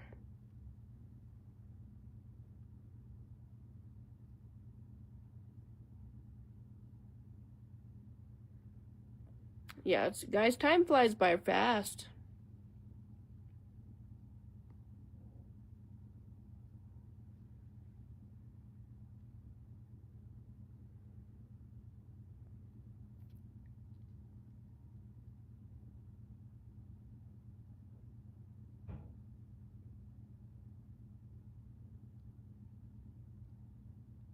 I could just never understand, like, and meeting him, you would have never thought. And I think that's what makes it worse, is like, dang, I was really manipulated, or, oh, dang, I was really blindsided. Like, you really played the part, and I think that's what makes it so worse and makes you have that guilt and that sickening feeling of like, what the fuck? Am I a fool? Like, how did I not? They're good at what they do. And I can't understand how people can do that to children. At that being around their parents and going into their home and being so confident that, oh, like, I can get away with this for so long. And like, how long has he been? I don't know, y'all. I don't get it. Like, if you felt that way and it was only towards the boys, it wasn't towards his girl patients. It said that in the report, that it was all like the males, kids, boys, I guess, not male. Well, yeah. Like, why not just, if they're sick, then it can't just be like I don't know. I don't understand what goes through their brain. Like, how, like, what, you're mental. You're, like, you know what I'm saying? You're sick. Like, there's something, how? I don't get that. Like, go get a boyfriend. Do you know what I'm saying? Like, I don't get what can trigger somebody's brain to do certain things. Like, and not just that situation, but like all the situations that go on with like serial KILs, you know, and like people like that, like the thing, you know, the stories that we hear, like Jeffrey Dahmer. Do you know what I mean? Like those type of stories, like how in their mind can just be okay with it, or like be, I don't get it, and I never will. How can people just do things like that and it sit right with them, and them just, and you hear these stories of people, and then right after that they just went to McDonald's and had a great meal. They went and partied after that, you know, they went and just, and I'm like, then they got tucked in bed and went to sleep, and it's like, what is wrong with it? Like, how? And it's so sad what people go through, because people are like mental. Or yeah, they say that, some people say that it's because of what they went through as a child, and see, that's scary, because look what you can do to someone's future because of what trauma they've been through as a child. Like, look, he did this to other kids as a child, and if he went through it as a child, and then look how he grew up and what happened. You're fucking other people's futures up, because when they get older, what if you ruin something for them and then they end up having issues when they're older and doing the same? Or, you know, it's just so horrible how people can just ruin people's lives because they need Jesus is what it is. Gosh.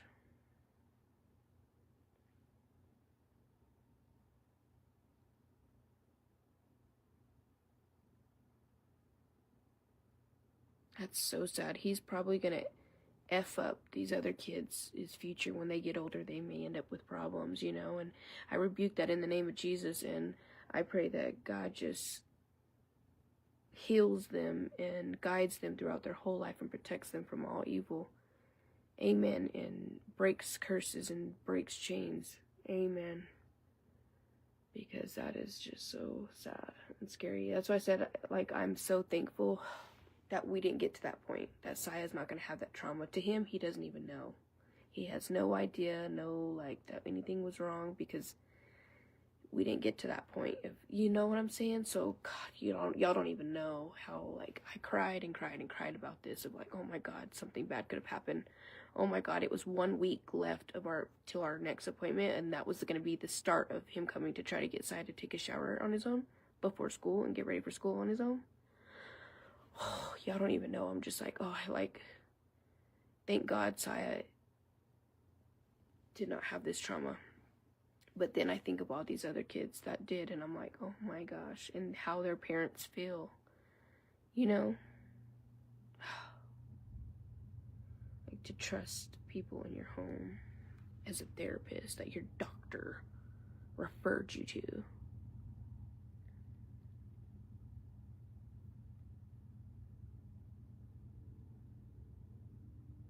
What Victoria Martins? What's that one?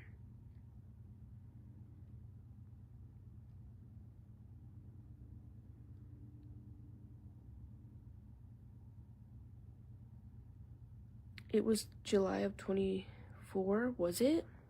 Was it July? I thought it was like March or April. May, June, July?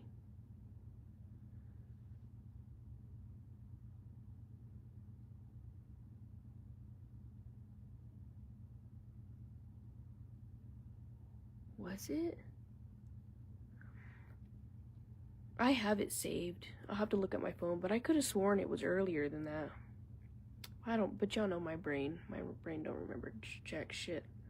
But I have it all documented. And I remember guys, I had paused therapy for a little bit, because that was whenever my sister had broke her ankle and like stuff like that. I took a break from it. Do y'all remember? And she was staying at the house, and I was helping take care of her, and She had surgeries. And yeah, remember? So we just didn't have time for it. There was just so much going on. And so we had put a hold to it for a while. And then we put a hold to it for a little bit. And then I had called to get it started back up. And that's when we were going to start with that situation of him, like, teaching him how to, like, get dressed on his own and stuff. Teaching him independency. Because he said when kids can have some type of independency, it can help them with their behaviors, feel more proud of themselves and more. And it made sense to me when he would tell me those things. I'm like, oh, that makes sense. So I trusted him, you know, but he had bad intentions. Thank God, yeah, I had stopped the therapy because of that situation. I'm like, we don't have time for this right now. We could always pick it back up, you know? And I was struggling with getting Saya to daycare. I mean, not daycare, Head Start, and it was a hot mess. So we just kind of paused it all. And I was helping with my sister and stuff. Thank God, y'all. I'm telling you, it's like kind of like God was like, okay, I'm protecting y'all, you know? And things happen for whatever reason, maybe because of that situation. And God said, I'm not going to allow this.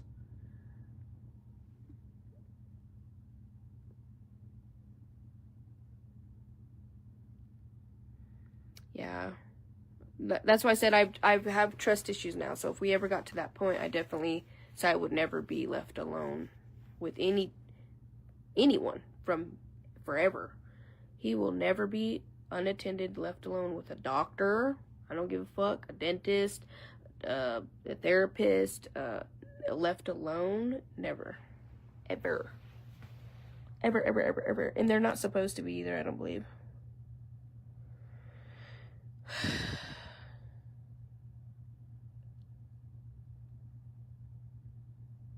Y'all can read the report. His name was, I already forgot, Jared, I believe. What was it?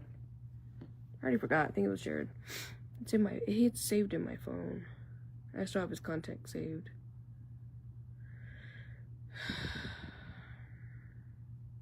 But I think I was just so, like, struggling with Saya that I didn't know. You know what I mean? This is the first time I had ever dealt with a behavior like this. And, you know what I'm saying? So him being the specialist and the doctor, you know, even said, like, oh, they'll help you with all those things. You know, I'm like, okay. I trusted it. I believed it because I trusted my doctor too. And they were, you know, this is a whole, like, serious thing. So they work with a lot of kids, so they know what they're doing, you know. So I guess you just don't think, I don't know. Maybe I am an idiot.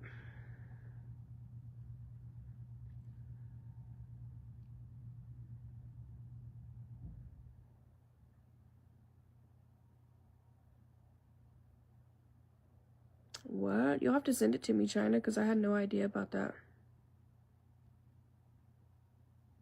10 families have reported him according to that article I just read. Yep.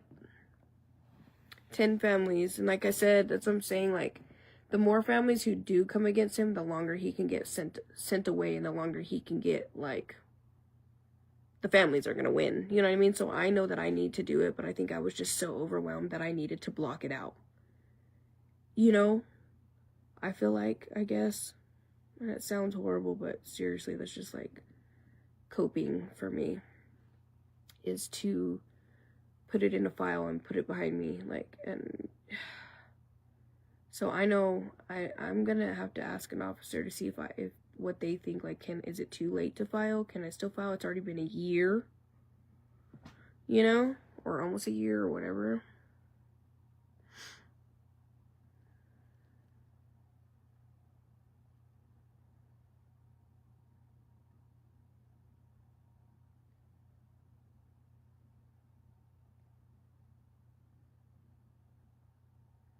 Yeah, exactly. Practicing medicine without a license, which was doing the ultrasounds.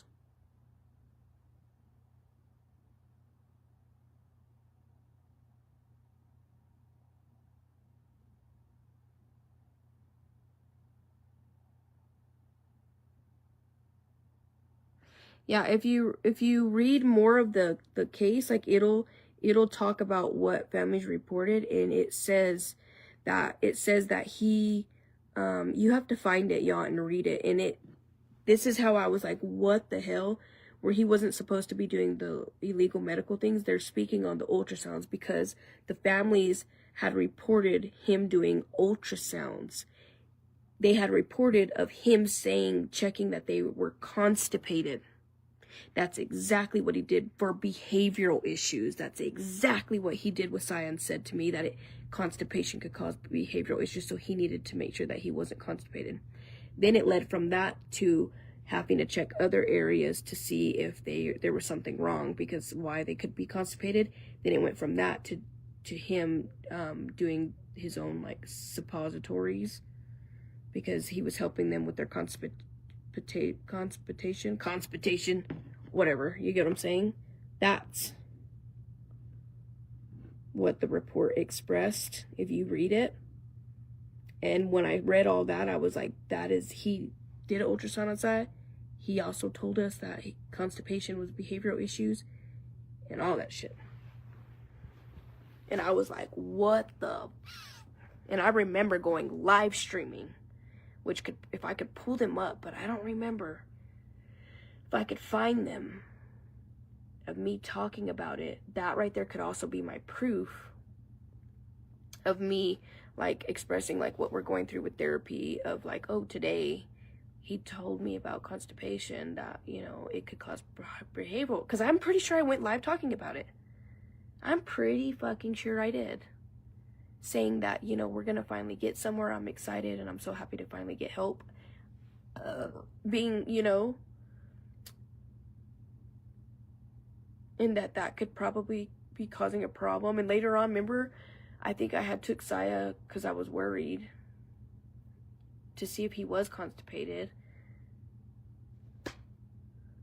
I think I need to find that, because I'm pretty sure I did, unless I deleted the live, because I would always have to delete lives because people would freaking harass the shit out of me.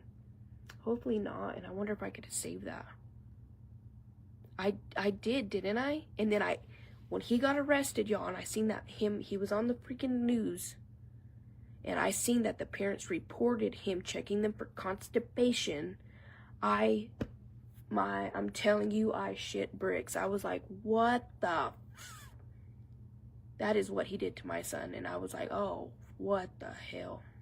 And then that's when Bradley was like, you could sue him, you need to go do a report too. But I'm like, but he didn't get to that point of like doing anything to Saya. But Bradley's like, you can still do it anyways, because he did ultrasounds on him illegally. And I'm like,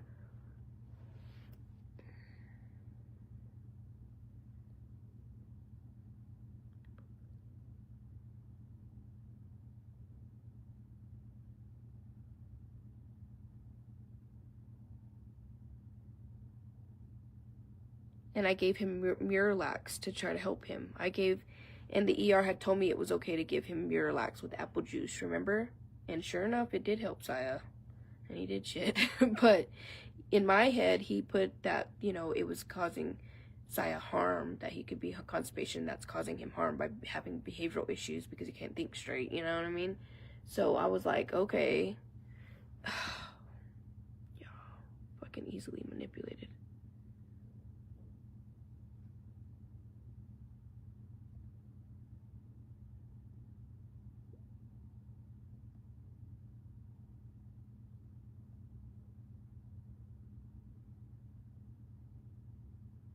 I did go live talking about it, huh? Yeah, if y'all can find the lives, I hope I didn't delete it, but it was sometime, I want to say, y'all, when this was all at the beginning of therapy. He didn't get arrested till a little bit afterwards, because I remember we stopped therapy because of the situation with Nay.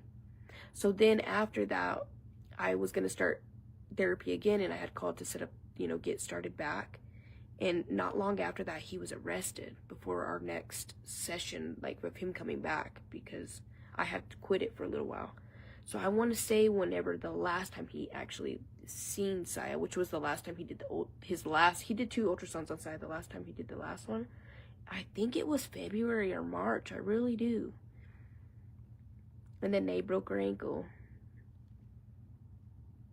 of last year.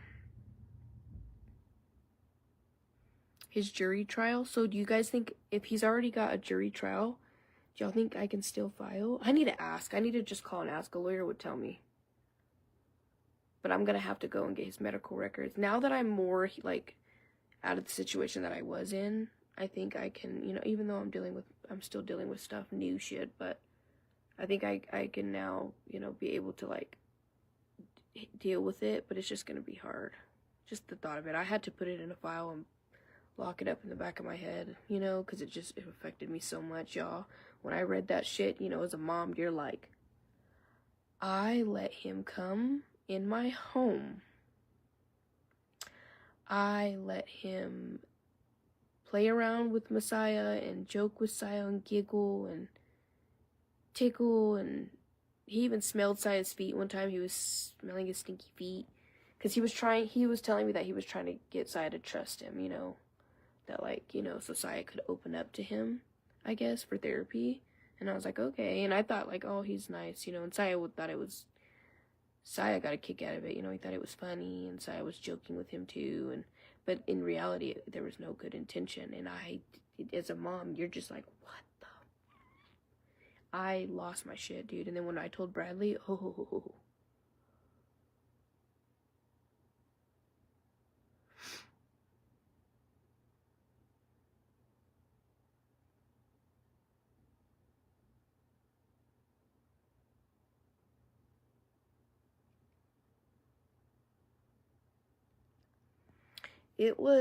I'm telling you, it was like February, March. I'm pretty sure that was his last therapy thing. I'm pretty sure. It was in March. Because it was Ava's birthday. And we went to skating rink.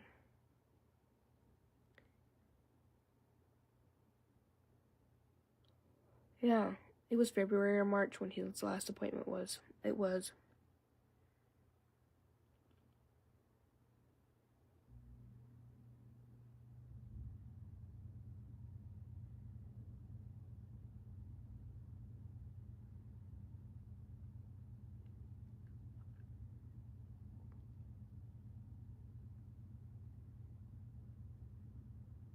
Yeah, he's in jail.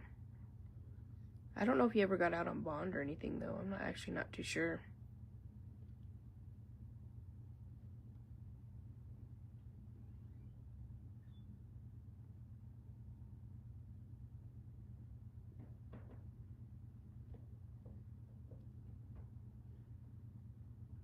He got arrested after, like I said, we stopped therapy because there was just too much going on in my household. And they come to your house, you know what I mean? So I had my nieces and nephew and my sister. It was just hectic, y'all.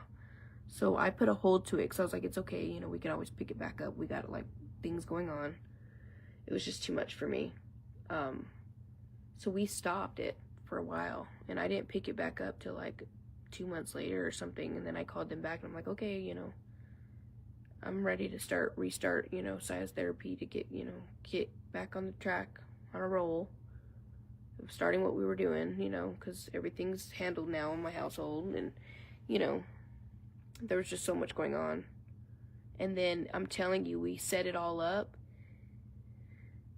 and for him to come back and everything, and he got arrested, and I was like, whoa. I'm gonna look on my videos, but I might have deleted it. Yeah, my sister broke her ankle skating.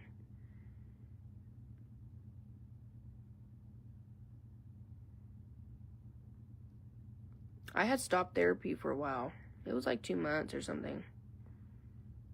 It was for a little while because we had a lot going on. Could have even been 3 months. I don't know. Time goes by so fast, but there was just so much. Y'all remember, there was so much going on. And then there was shit with Bradley too, and it was just too much.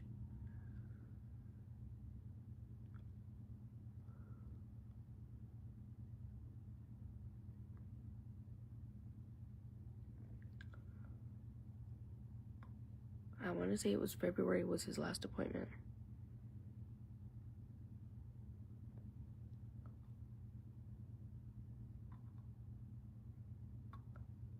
But then I would have to go to trial and shit.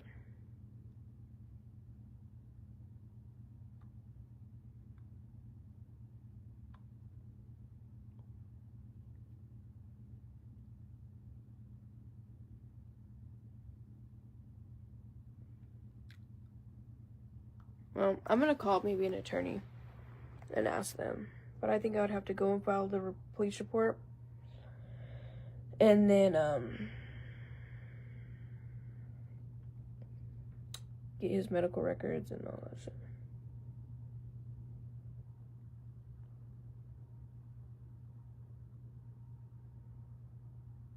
But I guess behavioral therapy, where they go to their school and they come to their house, helps a lot because they get to see, like, the child, instead of, like, just going to the doctor's office, they get to see the child in their natural habitat, you know what I'm saying, in their comfort zone, and how they would be at home, and how they would, you know what I mean, with their family and their natural surroundings, and you know what I'm saying. So that's what is, and I get, like, you know, because Saya is way different going into a doctor's office versus being at home. But anyways, now that we're talking about that, that's a lot. I can't believe it's already been a year. I didn't, like, there was just too much going on, y'all. I didn't want to deal.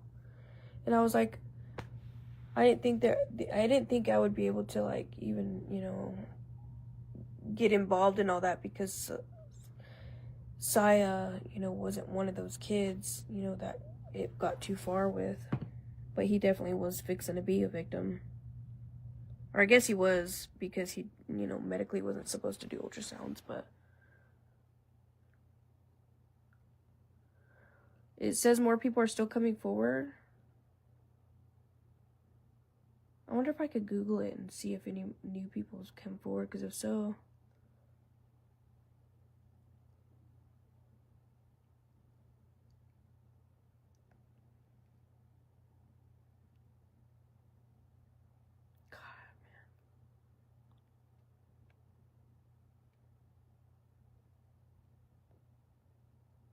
It's crazy.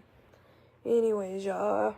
Sorry it's been a rough night. I didn't go live because I was spending time with the kids and stuff. And, you know, we never really get to do much, so. But then Saya acted up. And I was going to talk with you guys about plastic surgery. And I know people are going to talk shit about that.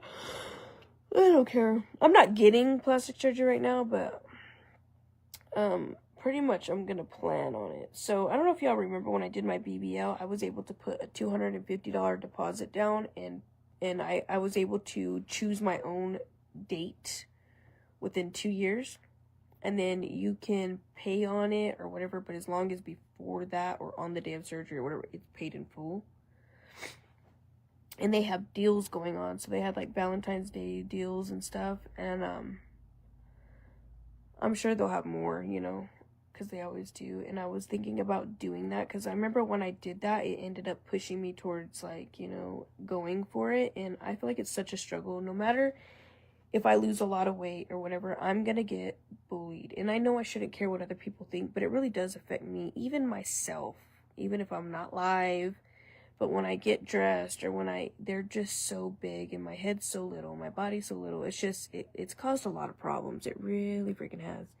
And I'm like, even if I get skinny, they're just gonna look bigger. You know what I mean? Like, it's a problem for me. I can't fit into a lot of things. I struggle with bras because it bulges out right here, and I've gotten, like, big ones. It's just, oh, y'all. And they don't fit. It's really bad. They don't fit around the waist, but they don't fit here, but then they'll fit here and not around the waist. And so I was thinking to push myself to just get them removed, like take these tatas off. I think it would help me so much again, and I could go back to being my confident self and feel good. And this is within myself. Social media has made it worse for me, for sure, because they constantly throw it in my face more, point it out more. But this is how I feel myself, even when I'm not live. Okay? When I'm sleeping, like trying to sleep on my tummy or like anything, like, y'all, it's a lot. But anyways, I want them off.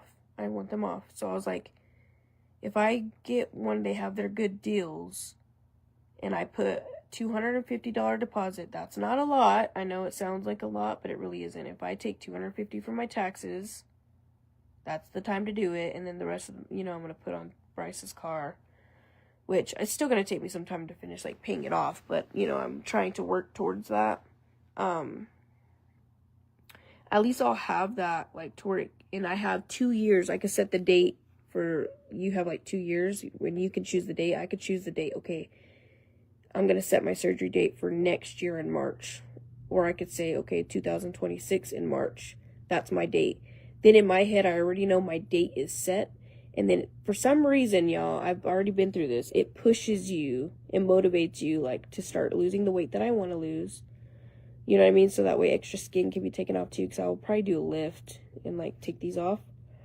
And I can start preparing and start, like, it'll motivate me to be, like, getting ready. Like, okay, I'm going to put $50 aside and I'm going to put towards it. And I'm going to, you know, because I'm going to, like, go back to Miami.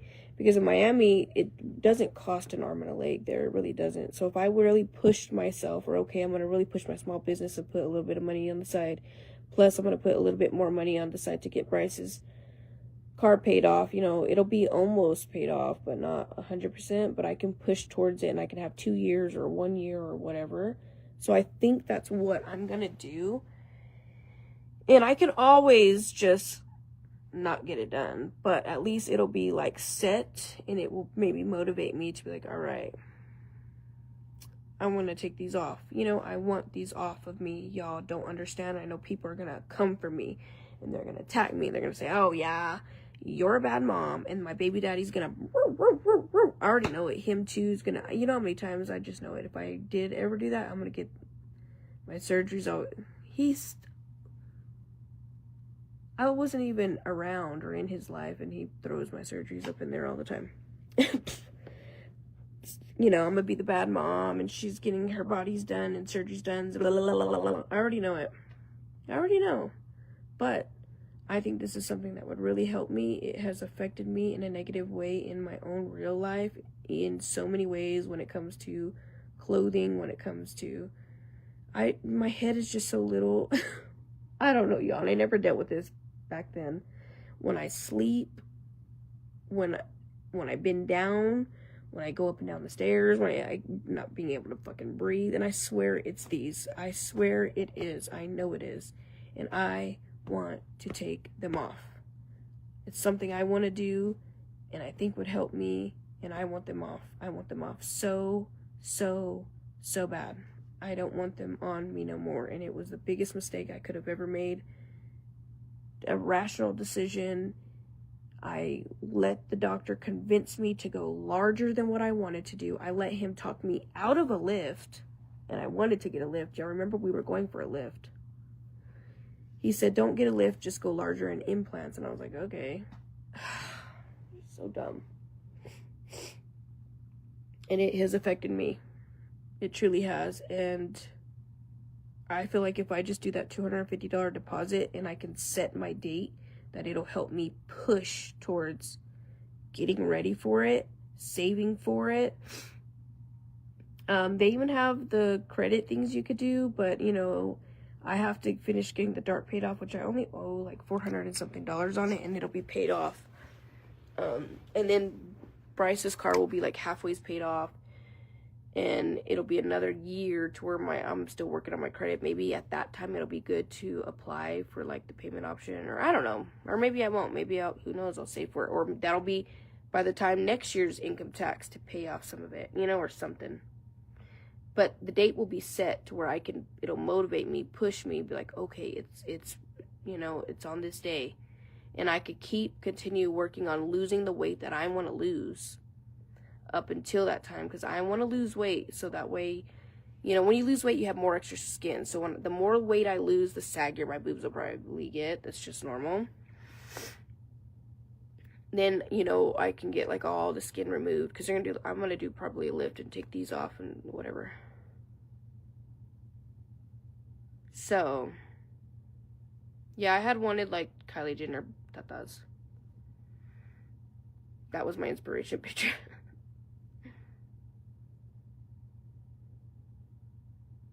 So, I don't know. But I think that's going to be my plan. And people are going to talk crap. People are going to go against me. People, you know, I want to have everybody and their mama throwing it in my face. My baby daddy. I already know it. I'll never hear the end of it. I will be tortured. For anything that I do, I get tortured, you know.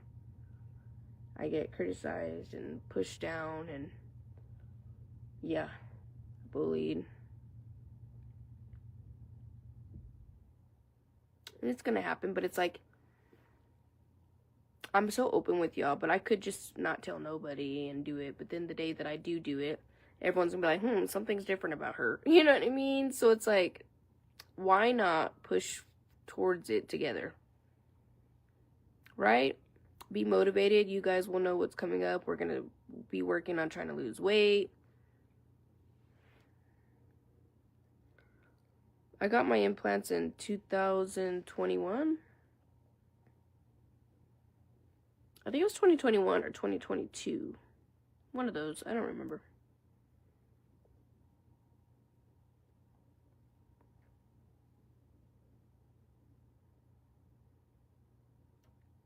But I want these that I'm struggling with. I want them off. We need them off. They're too heavy. They have caused more, like, I don't know. They're just too big, too heavy. I needed a lift in the first place. You know what I'm saying? I was deflated from how many kids I had and stuff. And I don't know why I let him convince me, man. I don't know. But anyways, nothing I could do about it. But I just know that I want them removed. Give me those Kim K's.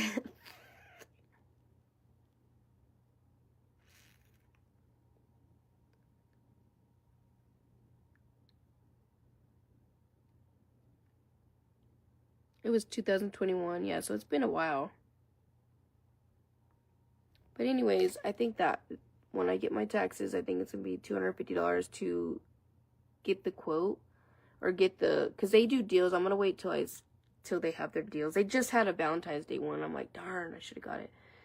But they do deals, like, different, you know. And set it, like, you have, within 2 years, you can choose your surgery date.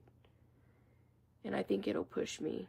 And look forward to, like, okay, this is what I want to do and this is what I want to work towards, instead of spending any of my money on a new shirt or spending any of my money on sushi or, you know, whatever the fuck. I could start saving it, or hey, maybe I'll get another extra side job, or maybe I'll, you know, I don't know.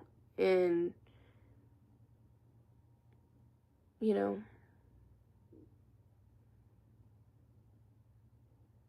pay a portion of it, and then next income tax, pay the rest of it off, and then that's when I'll have my surgery, or the year prior, and then next income tax, pay a portion of it, and then the next income tax will be pay that other half, and then I'm gonna go, you know what I'm saying? But at least the date will be set, and I know in my mind that's what we're working towards.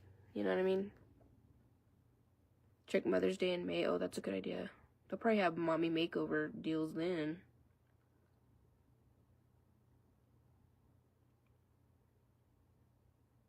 Oh yeah, for sure. May would be good.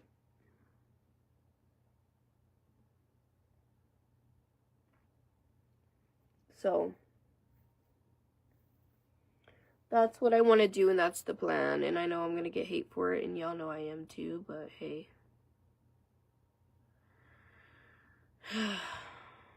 I just want to work towards it. I don't know what date I'll choose. I don't know, but we could work towards it. You could always switch the dates too, because y'all remember that year that I did it, I kept switching my dates, my surgery dates. They let me, as long as it was open. But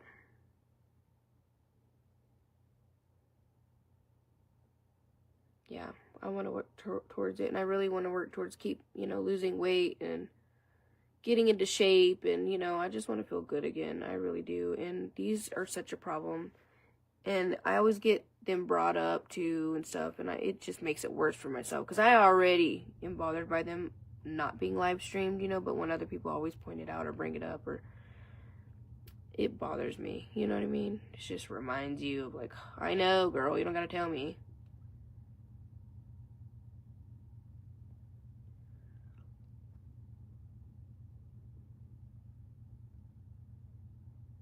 What do you mean invest in my family's dental? What dental do I need to invest in? Please tell me.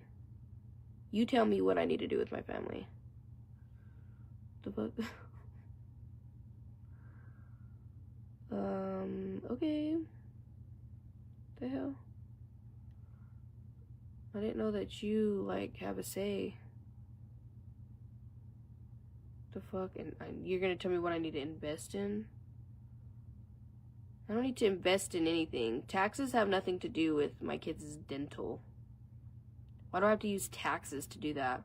I'm pretty sure I just got my son braces. They have payment options, and almost 99.9% of families do the payment option for braces. I'm sorry to tell you, but it's true. So, I got my son's braces without taxes.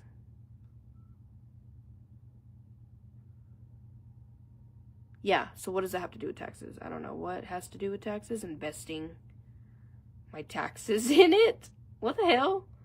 But okay. What's that got to do with taxes? So, invest in your own life, exactly.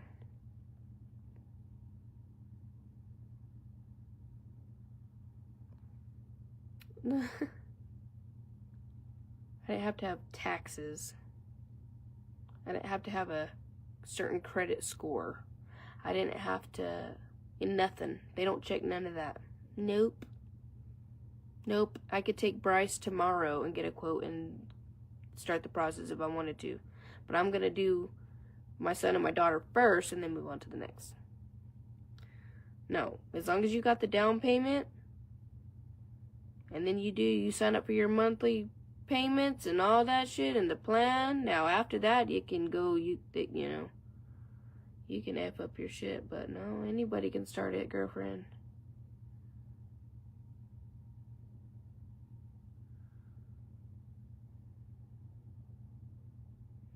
I can do what I want. I can do what I want.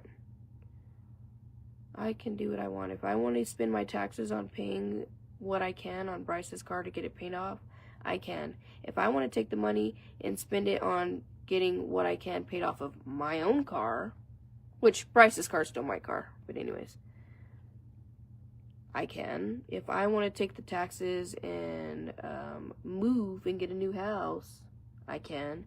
If I want to take the taxes and take us to Disney World and blow that money on just, you know, a memory, Disney World, and that's it, and then it's gone, I can. If I want to save the money in my account and don't touch it and just save it to have a savings, I can.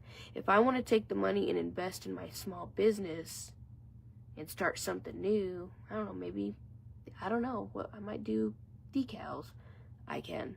If I want to take the money and shove it up anyone's ASS, I can, if I wanted to. If I wanted to take the money and go to the strip club and say, and throw it all out, I can, if I wanted to. If I wanted to take the money and what else could we do with it? I don't know, give it to Bradley, I can, if I wanted to. If I want to take the money and get a second round of BBL and get, you know, I can if I want to. If I wanted to go and get a facelift, I could. And I can if I want to, because it's my money. Thank you. Have a nice day.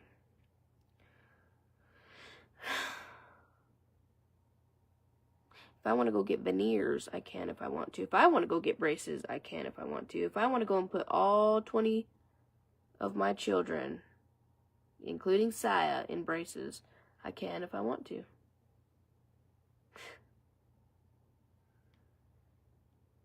She said, you can shove it up mine.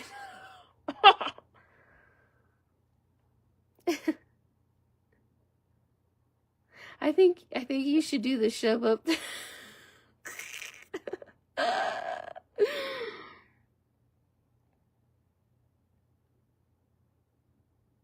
She said she looks like she needs to invest in her, yeah. No, yeah, I want to take these tatas off, y'all. I want to take them off. I want to take them off, and I want to lose weight too, you know, to where like I'm, you know, more petite, and then I can like, you know, have my boobs where how I want them. So that way, like, if I take them off and then I lose more weight, they just don't end up more saggier, you know, to where I can get the lift and get all the skin removed that I want, or the size that I want, or whatever, you know. I feel like I don't want like no boobs. I'm a Tata girl. I would want like a C or even a small D. You know, like I still want, but I don't want D's. I don't want Z's. You know what I'm saying? I don't want no XYZ. But yeah. So I want to lose weight. I don't know. I might even do arm lipo. I remember in Miami to add, like if you get a certain surgery, you can add it for only $600. So I might even do my arms because y'all know my arms are a big insecurity for me. But I don't know. We'll see. I'm going to continue to work out and do what I need to do. I want to get into shape. I want to, work on myself physically, mentally. And then we'll see how my body like changes as we work out and we, and see where I'm at when that time comes.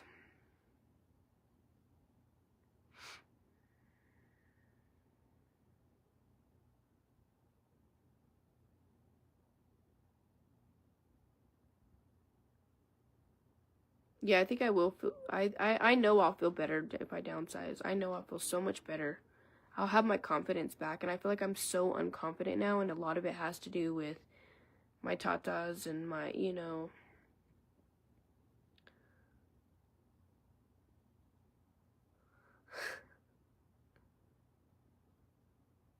like, yeah, why are people trying to tell me what I use my taxes on? If I was to go get another new car, people would talk crap.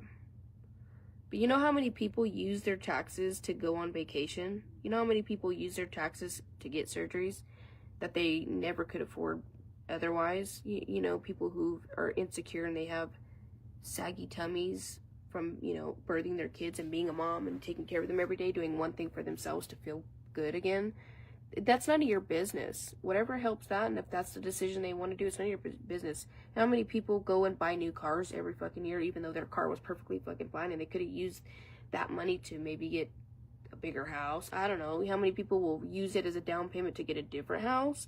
How many, people will use it as a down payment to buy a house, which is great. How many people will get a second car and add more bills to themselves? How many people will literally blow it? Go shopping and get new wardrobe, and get new furniture for the house and go and redecorate the house. Am I the only one or what? No, every year people go crazy with their taxes because that's their time to do what they want to do that they don't get to do all year. The one big thing that you get to do. I think that's everybody. I don't think everyone just puts it in the savings. I mean, I'm sure there's a lot of people who do, but I don't think everybody. I think majority of people, that's the time they go and get and do the things that they've been wanting to do. That costs a lot.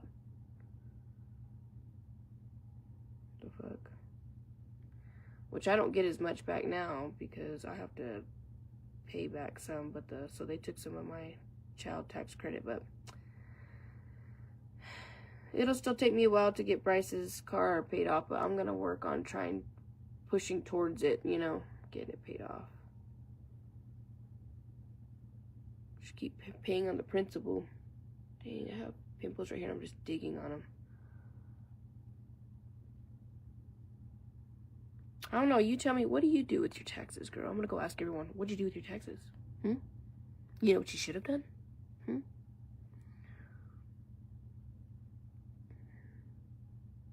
You don't tell me what I do with my taxes.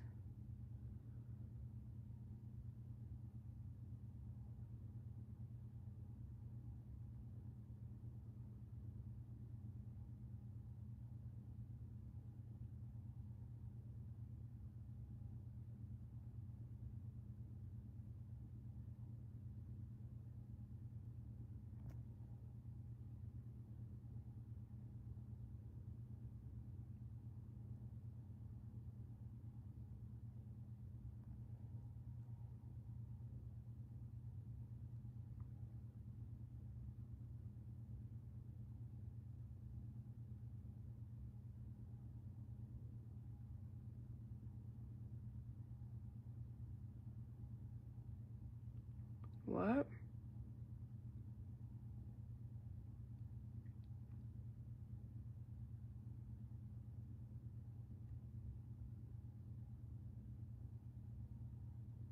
She said Mr. Cheeto. That's the first time I've ever heard someone say that. She said, do it now for Mr. Cheeto. She said Cheeto takes control of everything. I have never heard someone say that before. And I've heard some shit. She said Mr. Cheeto. Anyway, let's have a girls' vacation then. Just kidding.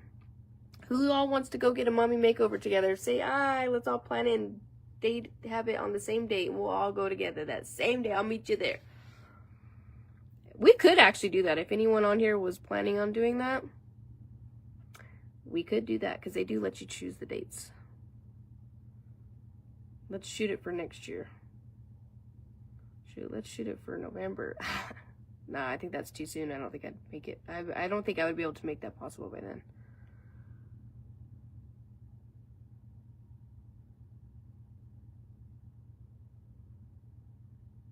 Oh, girl, you better file your taxes.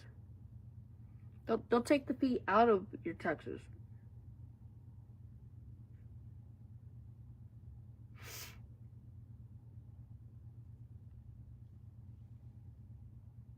I was hoping I wanted to get... I don't know. We'll figure it out.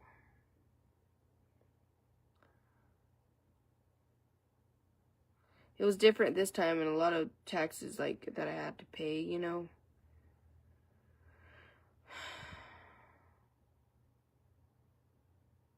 And they deduct that from like your child tax credit and your earned income credit or your whatever, some shit like that. I don't know. She was explaining it to me. I'm like, okay, so they deduct that. But it was more this year because of my small business from, you know, I did Shopify, my online store. So we had to add that to plus TikTok. So it was more this year.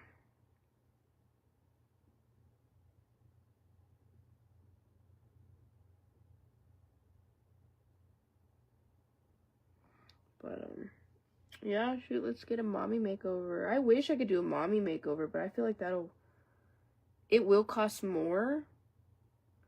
And I feel like I'd be so scared because I would be, like, in recovery longer, you know? It would have to be, like, in the summertime when the kids don't have school.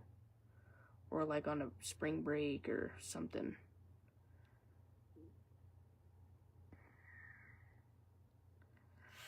I don't know. What do y'all think? Just get it done all at one time. That would be a lot more I'd have to save towards. But get it all, and so that way I don't ever have to do it again. That's where they do tummy tuck and, like, a boob lift and whatever. Take these off, you know. Ah, scary. Ah! Everyone always says tummy tuck is the worst. Worst one out of them all. Ooh. I could. I'm just terrified because the pain of the other surgeries, and I think what's more scary is like when you first wake up, it's like, I think it's more of a shock.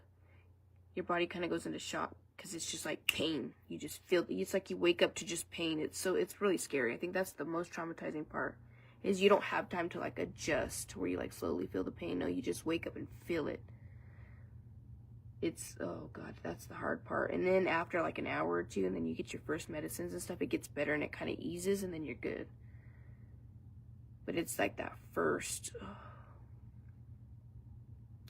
and then I heard the tummy tuck is extreme because they do the muscle and like, you know, all that. So it's like, ooh, la, la, la.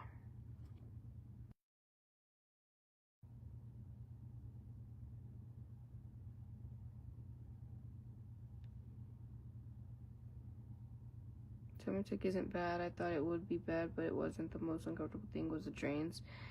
Yeah, oh, my drains, do y'all remember? They burned. My drains were like burning me. They were getting all irritated.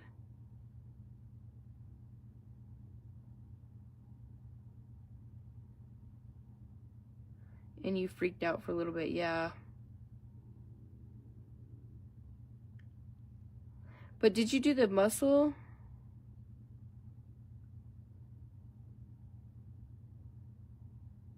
I heard the lipo on the arms hurts really bad too. I do want to get lipo on my arms, but that's like added 600 or something.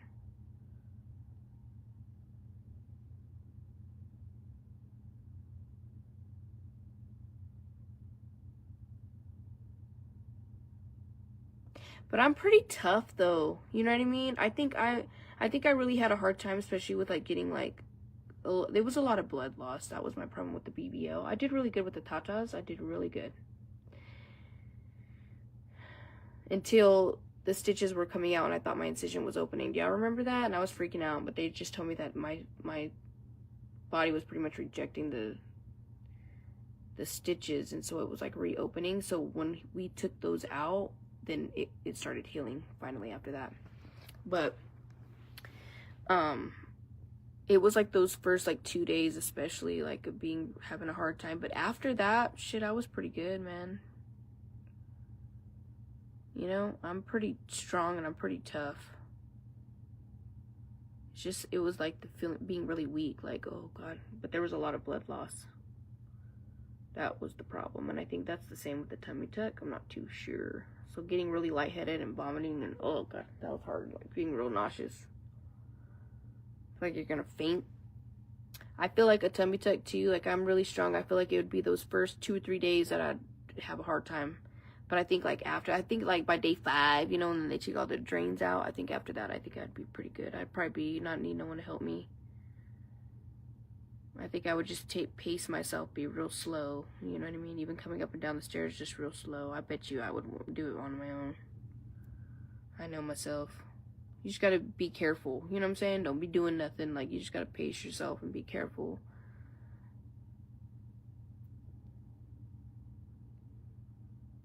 How long did it take for you to do things on your own? The second day. Even my first shower that they helped me, I was real shaky. I was like, that was the problem, is I was weak and like, I'd turned pale. I was real shaky and scared. Oh my God. And then when they took off, they had to help me with my faja. Just that first time. Because I didn't really know how, and I was too scared to even touch my own skin. Oh, y'all, you don't even know, especially how you feel after lipo. Like, you're touching it, but you can't feel it. I don't know how to explain it. Like, there's no sensation, but I could feel it on my hands. Like, ugh, ugh.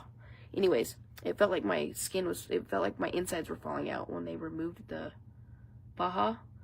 And I took a shower, and they didn't end up helping me. I ended up getting in and out myself, washing my body myself.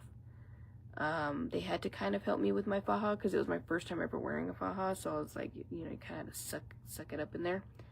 And I was really scared to like mess with my skin. And the more my skin would move, it kind of had like a burning sensation, I guess. But after that, I kind of got the hang of like doing it my own because I didn't want them to help me. So I just like pushed myself. And after that, would take it off and put it on myself after a shower, and would walk up and down stairs by myself. I'd walk around the room by myself. I would adjust my pillow. I did it all. Now, they kept up with my meds for me, though. But I could have did that myself, too. They would, like, remind me, you know, of, like, when it was my time, they'd keep it on the chart and feed me and shit. But, nah, everything I did myself, like, right away. Literally. I did it all myself. Even with my tatas too, they actually didn't help me with nothing. Except for, yeah, keeping track of like when it was time for me to do my medicines. But I took them myself with my tatas. And washing my laundry for me, and then keeping me fed. Like they would, you know, bring us breakfast, lunch, dinner. Wash our sheets and like, you know, check on us. That was really it. I took care of myself. I took a shower, didn't take a shower, took care of my wounds, like, yeah. And then they transferred me, you know, to my checkup appointments and picked me up and, like, you know, took me to do back and forth to those things, but picked me up from the airport, took me back to the airport, all that. But, like, taking care of myself, I did it all by myself. I'm pretty tough, and I'm pretty, like, good with that. So I feel like even a tummy tuck would probably be really rough, especially at the beginning, probably where you have to flex your muscles is what I heard. Because I had a girl that was my roommate, and she got a tummy tuck, and that was her hard thing. But she took care of herself, though, too. It was really just, like, when you have to push to get up off the bed, like, when you have to, like, it's hard because you, like, certain things you do, you automatically flex your tummy muscles, and you probably wouldn't realize that you do until you get a tummy tuck. You realize it, and then like going to sit back down and like pushing to get up, that's probably, I think that's what she really struggled with. And then probably getting dressed, like bending all the way down to like put your pants on, or, you know, lifting your hands up to put your shirt. But I watched her. She literally would like, and I would too be like, do you want me to help you? And she was like, no, it's okay. But she would like kind of do it down here and kind of go like this. She did it. And she would just lift one foot up and kind of put it on. And she did it by herself. So I think I could too. I probably would be the same to do it by myself. It'd probably just be that first like 2 days.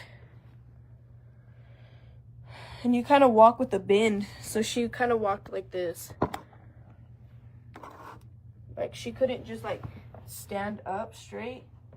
She kind of had to be like this kind of for a little while. And every day, because me and her we would go to the checkup appointments together and stuff. She would like work on it and like move, and then every day she got a little bit more and a little bit more. But even the day that she left, she was still kind of like this, because she couldn't just like stand up because it was so tight. Her incision, you know, like the skin. But yeah, she would stay kind of like this, and she would just kind of like put her pants like this and move it, and then she would try to like pull one up and hold it, and then pull, and she would do her shirt like this and go like this,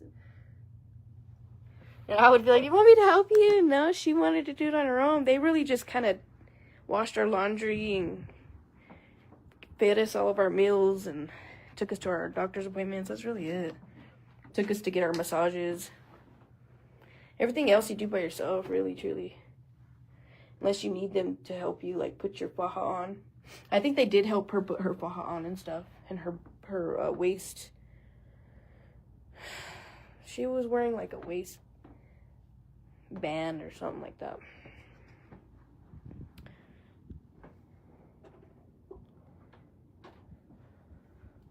Like an old lady. Yeah, they walk like an old lady. I walked funny too. I think you can see my videos of me too. I was like that. But mine was really because when I would stand up straight, it tugged on my drains. And when it tugged on my drains, it like burned. I swear my drains like burned. I don't know how to explain it. Oh, I hated the drains. And then when they took it out, oh, Jesus, they just ripped them out.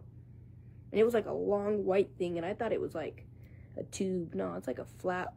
So I swear it felt like a paper cut. And they just ripped that thing out and it burned so bad. I was like, oh, son of a bitch. Oh, man. And they had to pluck out the stitches first. Oh, I thought I was going to die. Oh, I think that was the worst part. Was the drain. I swear. I swear. It was so bad. Let me put some pajamas on, y'all. It was so bad. Yeah, it burned.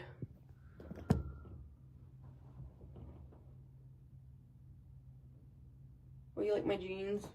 I might wear them again tomorrow. Because I didn't really do shit today. So I might wear them to work.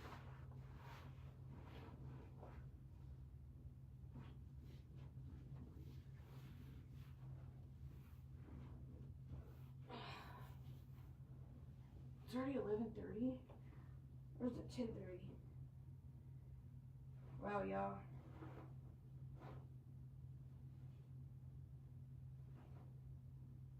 But yeah.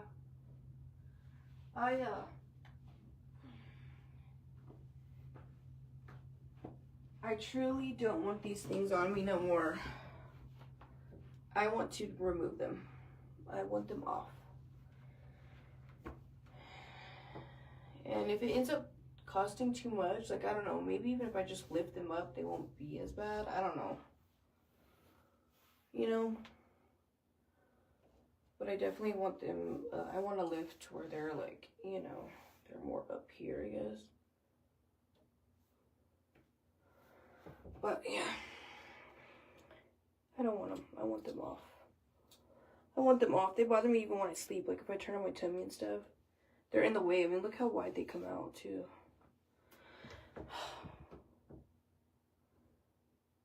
I want them off. I don't want them.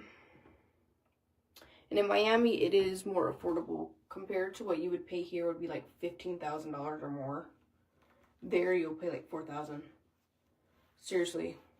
So, I don't know whether I should. What do you guys think? Should I just go for the mommy makeover and get it over with, so I never have to go again? Because I know it's something that I've been wanting, and just put it out. We'll choose the date 2 years from now and go and like work towards it. I could always change it if I wanted to. But shoot for that, get quoted for it, or should I just take off the tatas? I kind of feel like I should just go for the mommy makeover. It's only like $2,000 more. It's so smart to go to Miami.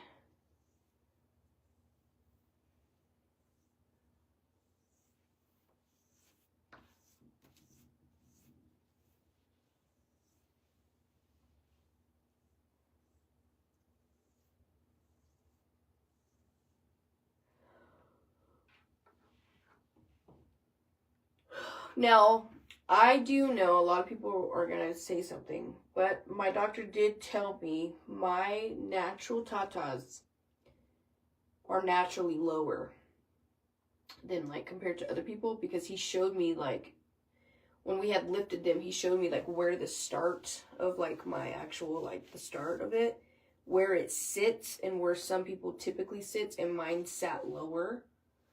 Therefore, like, I'm not going to be like someone that has them like up here. Do you know what I mean? Because my natural, okay, say like, you know, in between your tatas, like right there, where it starts, mine's naturally, like they go by like right here. Mine is naturally lower. Yours are too, Patricia. So he told me that, you know, that I'm not going to have like this, like, you know, because my body shape and the way I sit, which my tatas before this were lower too.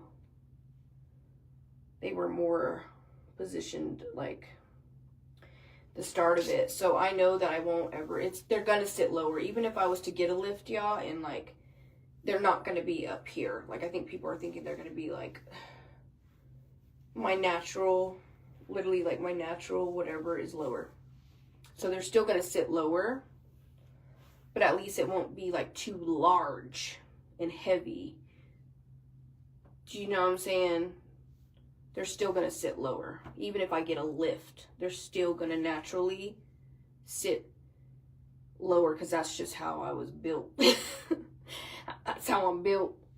So unfortunately, even though I want like those round tatas, like where they're up here, you know what I mean? Literally, and they're like, you know, like I don't know. Sometimes I wanted saline, but he even told, I was like, because I wanted that round look.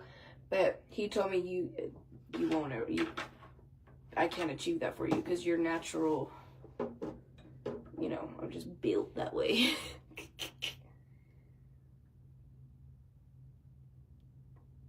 Yeah, it's my frame. It's just, so unfortunately.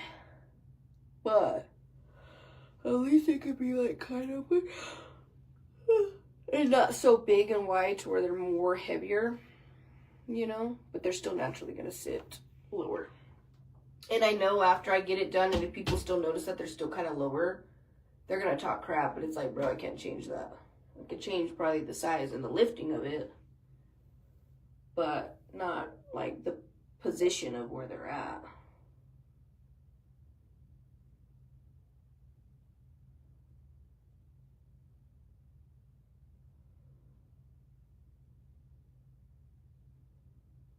Yeah, I'm going to take these off. We're going to plan a day, so I'm going to get the quote, and then we're going to choose the date. So what date should we shoot for? I could always change it and further out it. I think you have to choose it within 2 years. So, I don't know, but we are going to remove them. They're going to be, I think I'm going to go with a C. And we're going to continue to try to lose weight, which means I will probably lose some of my BBL. You lose weight, this is my natural fat, so I can lose this too. But maybe I won't lose all of it, where I was like flat like before, but I definitely will probably lose some of it.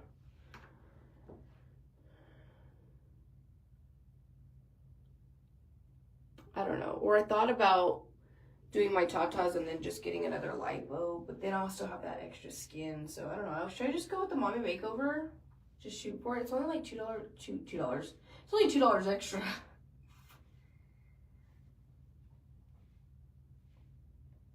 You know, it's like 2,000 more, 2,500 more. But I do want to get into shape. Ew, I'm gonna have that weird belly button that they have like that. Ew, that's the only thing I don't like. But I'll get a tattoo over it. Shoot. Some of my tattoos will be probably removed. That bit, all this would be probably taken off. That whole, all that would probably be like halfway gone. That's okay. I don't care. Yeah, so the goal is to work towards that, have this date set, and then continue working on losing my weight, getting into shape, building more muscle, like all of that, to where I want to be, and then we'll have, you know, it'll be around that time. So it'll like push me, I guess, because that'll be my goal. Okay, this date is the day that we're gonna, you know, do this. I think I might just go for the freaking mommy makeover, because I also want to get this off. I'm not even gonna lie. But we'll see how these turn out, like with working out, you know? So I think we will go for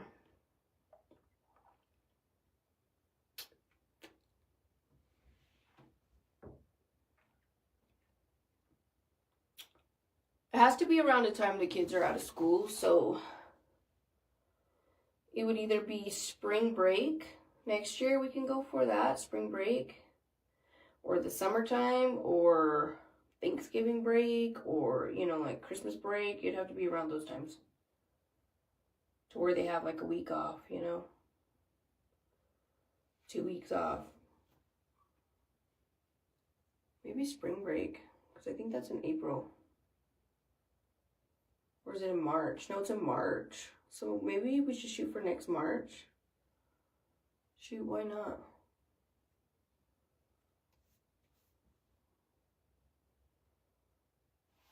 Yep.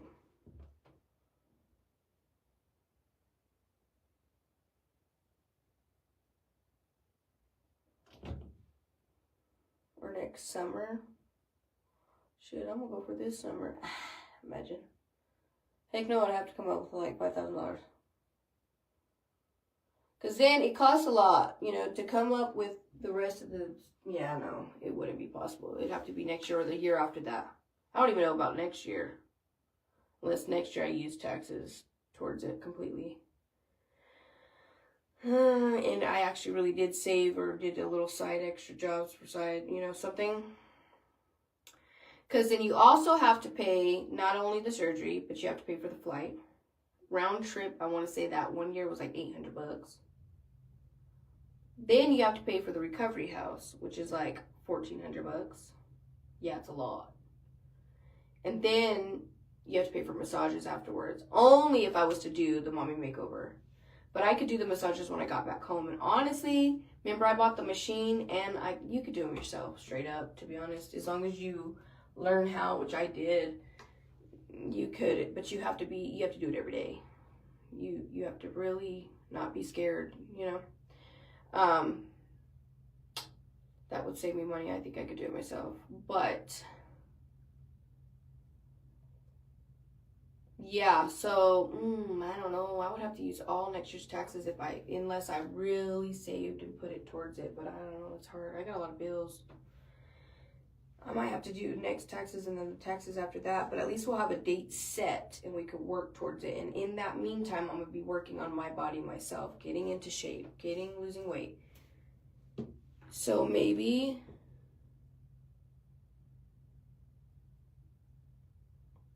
next summer, depending on my taxes, depends what I would make.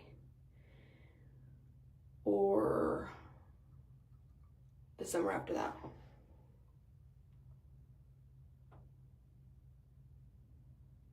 I don't know. Should we shoot for next summer just to see? Like I said, when that time comes, if it gets close and we're like, oh no, that's still too much, I can switch the date. I think we will see if I can push myself. Hold on, but I gotta pee. Give me a second.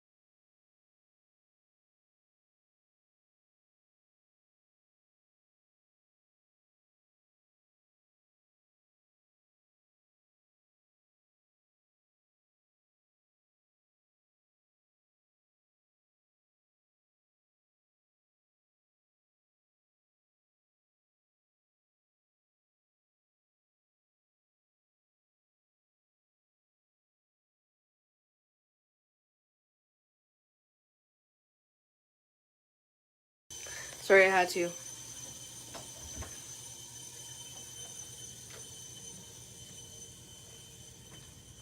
Now the comments are messing up again. My throat is dry. I need to go to bed.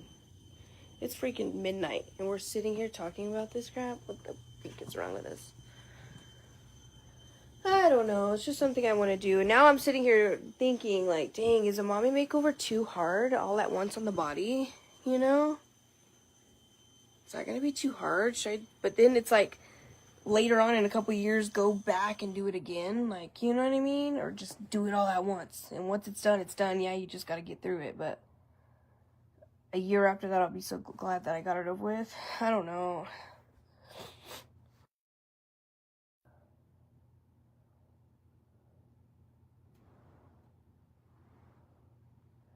You know what I mean?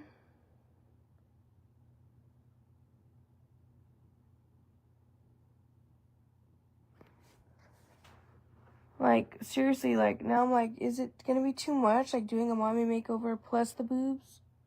I mean, doing both? Should I just do one? Because it's just a lot. Especially me being...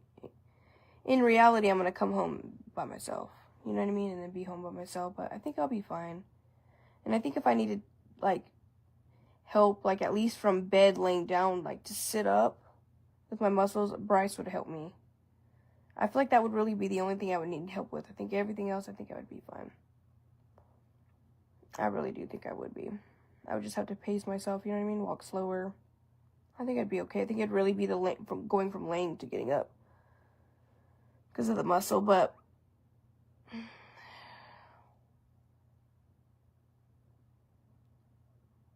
I would be in a recovery home for 5 days, though. So the hardest days I would have help. But I think after that, truly, I think the only help would really just be that. I think everything, I know how to put on and on fajas already. I've had so much experience. It would just be sore, you know what I'm saying? With like, it would be uncomfortable, would probably hurt because that muscle will be so tight. So everyone says that that's what hurts the most is the muscle. Clenching it, you know, it'll hurt, obviously, but I would have to just push through it. I mean, you know, obviously, but it'd be more uncomfortable, but I don't know. I'm like, do I wait and do them separate, but then that's a whole other surgeries again? Or never getting it done, regretting it? Because remember when I did these, when I had these done, I had regretted it and was like, oh, I should have just got a mommy makeover. I should have just did it all at once. And I had the money for it.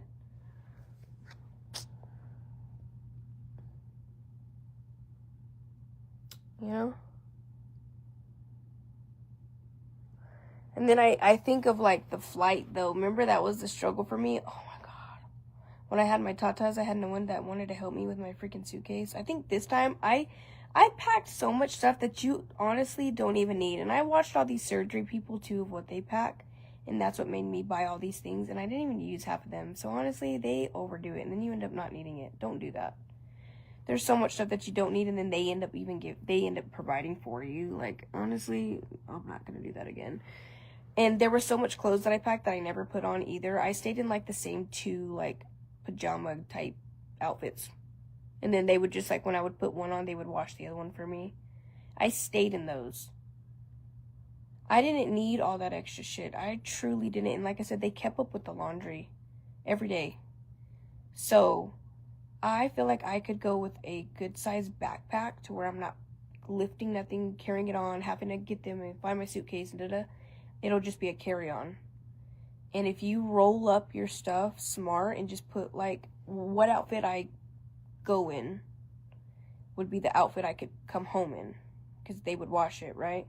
And then put me like 2 or 3 pajama type button up and roll them and put them in a backpack, and then put your little shampoo, conditioner, travel size toothbrush, you know, roll up underwears. Like, you don't even need 5 pair, because like I said, they keep up with it.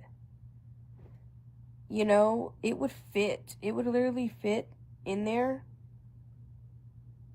All of that. I didn't even wear makeup there. I think I brought like a small little bag of makeup, and I did a little bit one day. It was pointless. Like, you don't even need all that. Just take like that, and they keep up with it. And then like, that's all I would need to bring straight up. My charger, my phone. For real, a brush, you know, and like shit like that. But really, all that extra stuff you do not need. Now, maybe like the arm compression, the tummy band, you buy your own, you know, bring the tummy band. But all that could probably fit. Those things. But everything else, you don't freaking need it. And then like the scar cream and all that, you could use when you get home.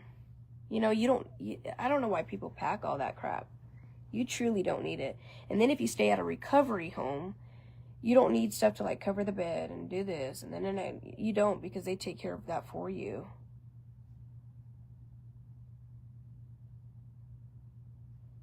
You know?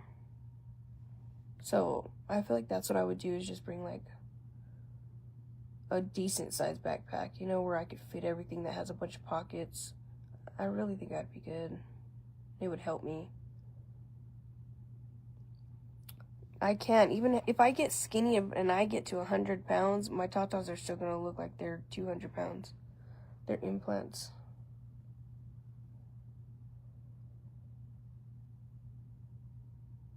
You're making your dog's homemade ice cream? What the heck? Girl, it's midnight here, and 200 of y'all still on here, and we're just talking. What else are we going to talk about? Ask me anything. If you've been curious, just ask. Say hi. I see new faces. Brianna Foster, I don't remember you. We got Deborah, that's a new, these, unless y'all change y'all's profile pictures. Valerie Bays, Jane Smith, I don't recognize these faces. Kyla changed her picture too. I think y'all just changed your pictures. April, Delia, Mendoza. I don't recognize y'all's faces. Amber Pearson, I don't, for some reason. Amy's in here watching. Melissa's cooking page and more. China, did you change your picture too? Y'all all change y'all's pictures. That's the problem. See, and then y'all look like a whole brand new person. Nessa. You think the lipo was, it just feels like burning sensation to me, it did. And honestly, I was numb. I actually, to be honest, it wasn't that bad. I only felt burning sensation around the drains, or when I was getting the lymphatic massages, when he would really push on the skin like that, I felt like burning. Because all, like, I guess the nerves. But besides that, like, without it, people say you get real itchy and I didn't really. I think I did a little bit later on, but not where it was a problem. But I was numb. Like, I swear, like, even to the touch, for a while, for actually a good while, I couldn't feel shit, especially on my sides. I don't think the feeling to my sides and stuff came back for, like, honestly, not even gonna lie, I still can't kind of feel some areas, especially on my sides. It didn't come back to a long time. So I was pretty good. So if people say the lipo is the worst, then I think I'm good. Unless it depends on the doctor and how, like, hard they go, how, like... In my last one, I don't think he really did that a whole lot of lipo. And like I said, I had uneven lipo, actually, but... I don't know.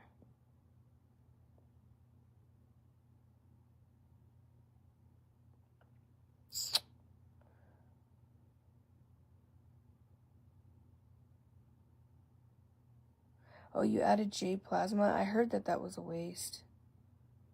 I've seen people talk about it. You have to look into it. That it really just causes scar tissue or something like that.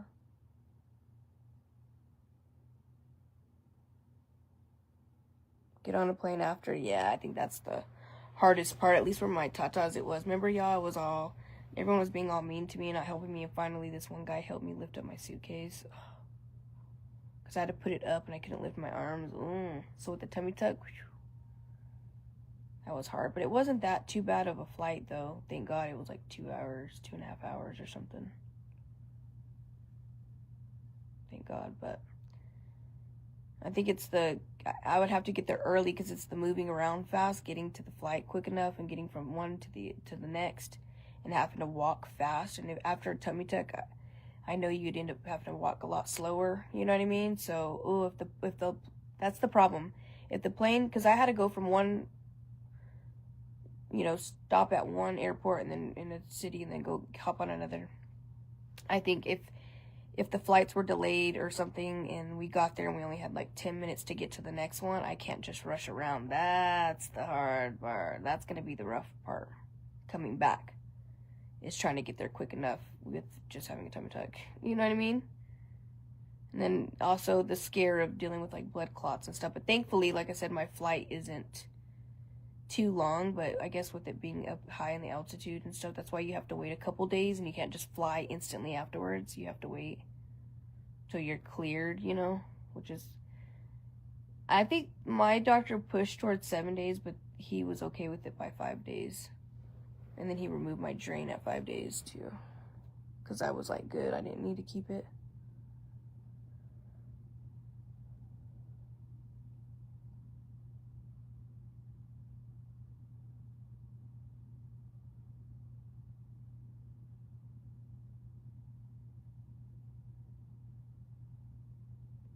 But anyways, I guess I'll get off here and let y'all go. Thank you who sent me stars.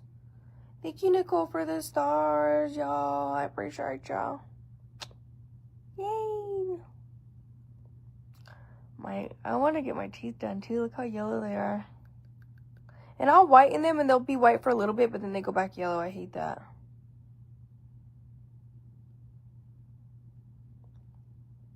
And it's hard, but if I've done it 2 times traveling like that by myself, and it was the first time ever doing that, and I did it all alone, y'all, I think I got this. You know what I mean? Truly.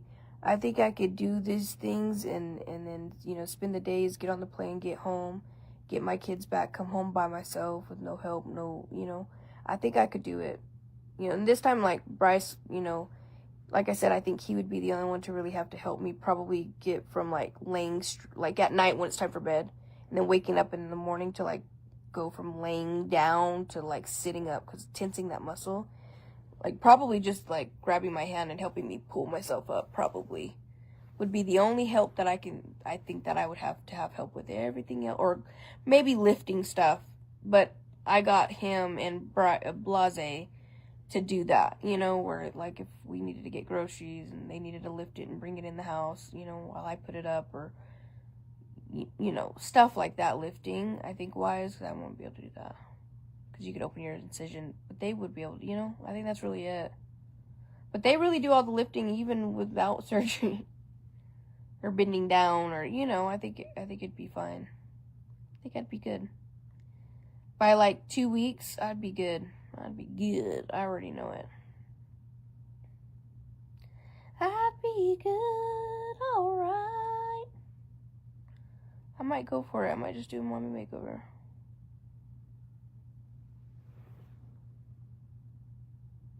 Your boy should be asleep! Exclamation mark. Oh, so sassy. So demanding. He is asleep. He went to bed. This is the first time in a really long time with he in the dark at that. Turned off the light. I think he realized, y'all. It was so weird. What the fuck? I think he probably sat there and really thought about it and realized and was like, man, oh shit. I acted a fool and ruined it. He stopped throwing a fit, and I'm telling you, I talked to my friend, he was screaming. And I left him at the end of the stairs. He threw himself right there. I was like, fuck it. Stay there then. I did. I was like, forget this. You want to act like that? Go ahead. I ain't doing this with you, and I'm not going to try to, you know, get him up the stair. We would have both come tumbling down. So I let him be, and then started cleaning, acted like I had to help distract my mind, though, because I was going to have a panic attack, so I was like, zone out. So I distracted myself by starting to clean and just act like I didn't hear him. And it helped. It did. Like, this kid literally quit, and it was so hard, y'all. On his own. Then he got up and sat on the couch. I warmed up my coffee, and then I sat down. And Bradley called. That's why I sat down. He called me. I was cleaning. I warmed up my coffee, and then I was telling him about Saya, and, you know, that, you know, I wish, you know, he could be here to, like, and his life was together, you know, to where he could, you know, be a male figure in Saya's life, because I think it would help him, you know, and then Saya was like, I'm hungry, and where's my tacos? And I was like, well, they're in there, but you're going to eat them at the table, because he was like, can I eat it? I want to eat it right here. And I was like, no, you know, you're not, if you want to eat, you can go sit at the table. And I was being firm with him, because I was, you know, I was upset with him. And he did. He went and he sat down. He said, can you turn the light on for me? So I turned it on, and he sat down and he ate. And then afterwards, he came back in there. And I said, now you need to go up to your room now. And you're getting ready for bed. So he said, fine. And he walked up to his bed, got in. He was silent. I didn't follow him or anything. I needed a moment, you know what I mean? And that's when I went live, because it was quiet for a little bit. So I was like, let me go live real quick while I drink my coffee. I don't even think I finished my cup of coffee, actually, still. I reheated it. And then, yeah, walking upstairs, and then he was laying in his bed, covered up, in silent, just laying there. I put his pajamas on, and then he said, can you turn off my light? No TV, no nothing. I unplugged the whole TV, and I'm not giving it back to him. He's going to be bored for a few days, because, you know, he needs to learn, I guess. I don't know. I usually just take the Xbox, but he can go to bed the next few days with no TV, have to lay there and think, you know, and then make himself fall asleep. He might have been overstimulated and just sleepy. I don't know. Yeah, maybe. But I don't know how he got overstimulated, though. Because he was chilling. And he's the one who wanted to go to Taco Bell. Because I was, like, telling the kids to choose. He got ready and got in the car, and he was in a good mood. He walked in. He helped pick his food. He was fine. It was the drink thing that triggered him, and then there it freaking went. It, like, literally, I don't know. And he took a nap earlier. He did. He fell asleep, actually, for a little bit. Maybe he was. Shit, and then he didn't get up or nothing. There's nothing. Josiah will never lay in the dark like that with no TV or nothing. He'll say, I'm scared. He went to bed. He probably was sitting there thinking, like, dang, she just got up and started cleaning. She don't even care. He's like, fuck. I acted like a fool. I'm embarrassed. I'm just kidding. I wonder what was going through his mind, because he just quit. He went for a little bit. He did a good 10 minutes. But I just acted like, I even stepped over him and took the girls' stuff upstairs and came back downstairs and stepped right back over him again, kept cleaning. Turned on the vacuum cleaner. Kind of helped me too, though, because I was stressed. Yeah, he acts up worse when the girls are here, but he's been doing it here lately when the girls weren't here.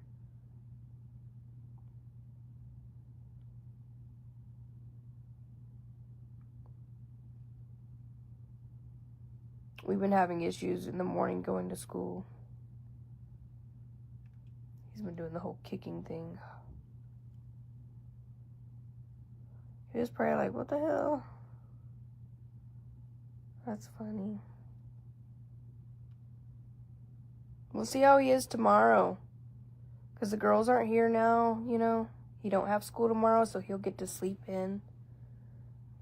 Which is going to be heck, because all last week he was sick, so he missed school, so he slept in. He slept most of the day, all last week. Oh, my baby was so sick, y'all. He ain't been that sick in a while. Where he didn't even leave the room. He got up just to go to the restroom, and that was it. Oh, he didn't even want to watch TV, my poor baby. It hit our house bad, and the girls are starting to get a little sick. They had stuffy noses, and their throats were bothering them. I'm like, oh, crap. But, so he slept in, so now he's going to have to get back to, it's been like a week. He's going to have to get back to getting up early, so it's going to be heck. I don't know. I work tomorrow, but not early, so I can sleep in if I want to, too. But I kind of want to get up, because I need to, I've been kind of sleeping in. I need to, get myself... And I need to get stuff done. I want to get in that crafting room. I'm still been working on my house, and I haven't completed everything. And I haven't taken them drops. I need to take them and get back on the roll like I was.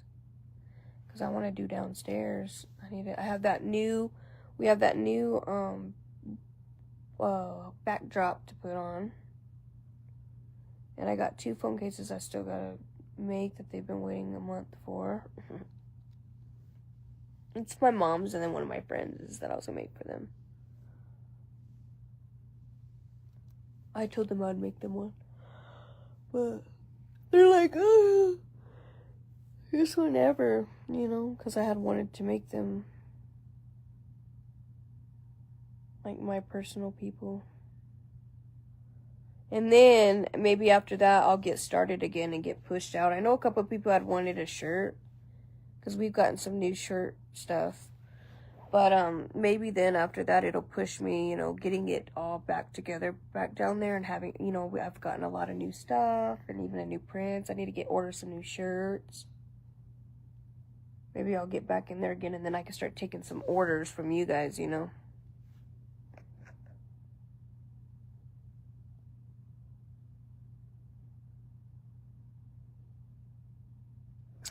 Oh, the drops that I was taking, guys, they're on my TikTok shop.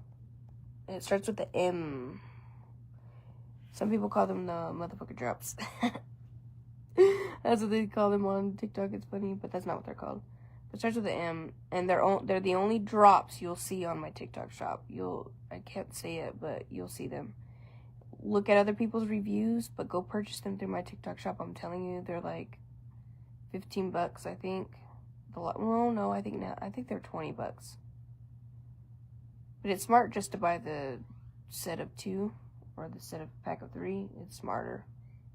Trust me, because you'll be obsessed. I've been telling everyone. Bryce, what are you doing? I've been telling everyone to,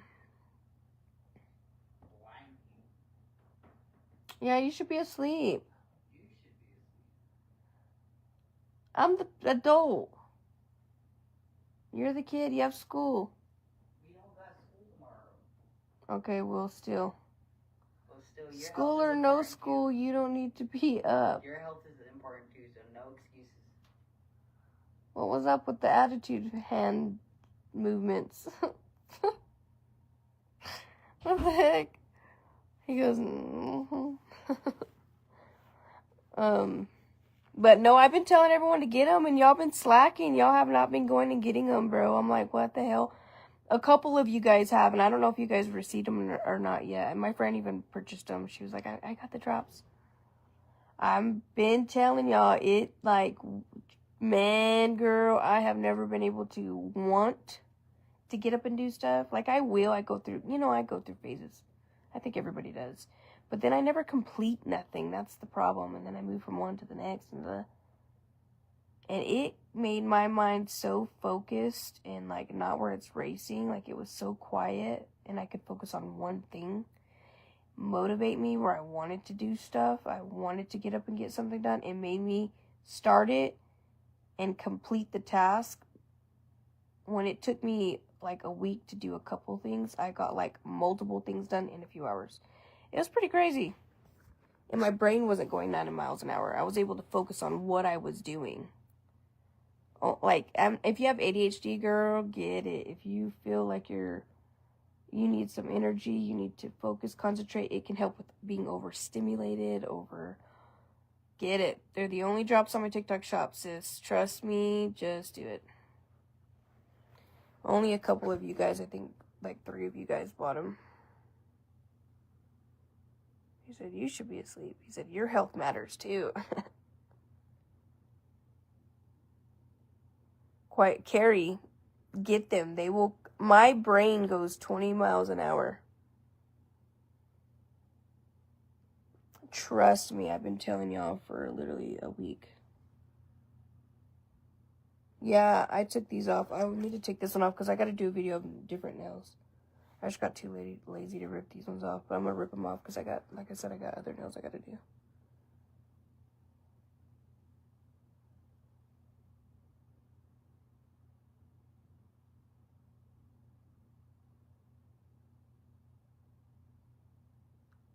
So go check them out.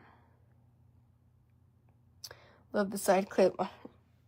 I know my daughters be hating on me when I do this. Thank you. Especially when I'm just comfortable or cleaning or something, my clip will end up in all different positions on my head. It's comfortable though.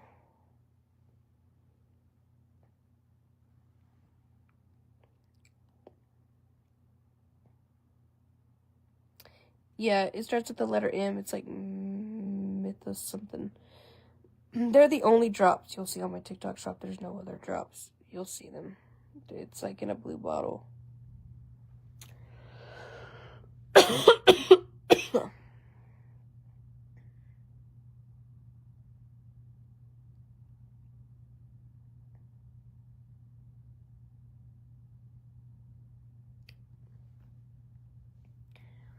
My throat's getting dry.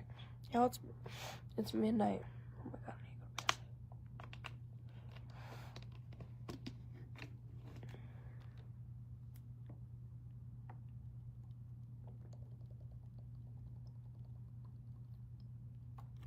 I need to go to bed. I need to chew these nails off.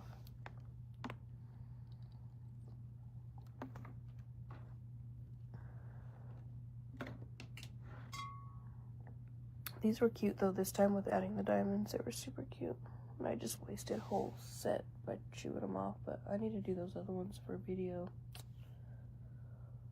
That's okay. I still have 4 other pair of this set that I could put on. It just sucked though because these ones were a little darker than my skin. I'm more pink red tone.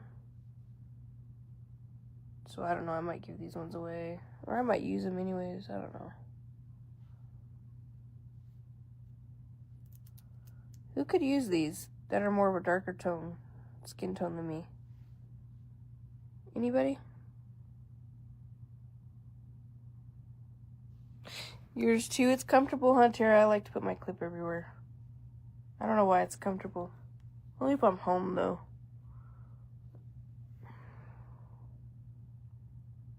Are you sleepies? No, my brain's going 90 miles an hour. Can you tell I'm talking like crazy? Girl, we've been talking for like 2 hours.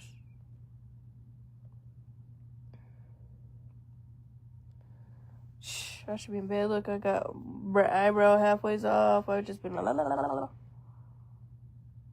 Tomorrow I'm going to take those drops, though, for sure. I might try to get up early. Or should I sleep in? Because it's one day that the kids, you know, it's a day off. I don't know. But every time I oversleep, though, I feel exhausted and, like, moody the next day. Uninterested, unmotivated. I don't know. It just ruins my whole fucking day. But then I hate getting up early. I hate it. It's the start of getting up early. I hate the feeling. Oh, I just don't want to. I want to sleep. But then once you're up and actually out of bed and you're, like, awake, you know, you're good. It's just that beginning of wanting to first wake up and wanting to have to, you're like, oh, I'm comfortable. Oh, man. That's what I dislike. But once I'm up and about, I'm good. And then I have a better day. I feel better, too, but...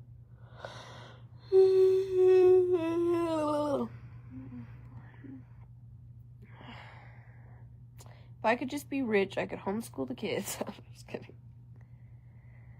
And work from home and get to sleep until at least 8 o'clock every day. I would love to do that. Or homeschool Saya. But then he needs to socialize. If I homeschool him, he's gonna be so, like, isolated like me, you know? And he doesn't see nobody.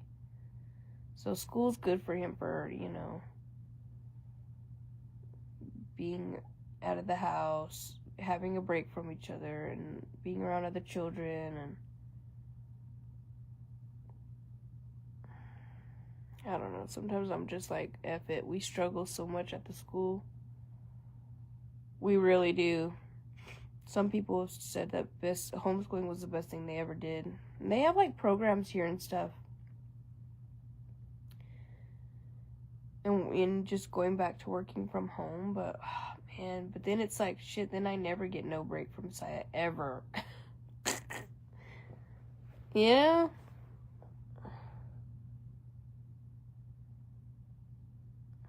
Getting out of the house and stuff is good. Do you take the drop straight, girl? Sleep till your body wakes you up? I know.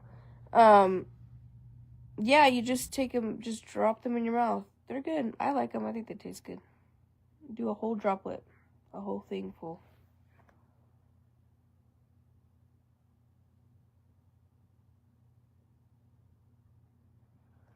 Sleep till 8, yeah. When I sleep till 8, that's when I'm moody and I feel like I slept too much, and then I'm just, like, tired. I feel like sleeping till, like, at least 7 is, like, perfect for me.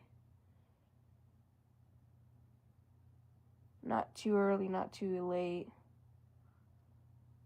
Or even, like, 6:45, I feel like that's, like, perfect. Or, like, yeah, at least 7. It says mine will be here the 17th to the 22nd. Sometimes it may come a little earlier. You might get it tomorrow, girl. Because my TikTok shop says that too. Sometimes it'll say like a certain dates, and then I end up getting it earlier. Is it okay then sleep till 7? Yeah, I don't know. We'll see.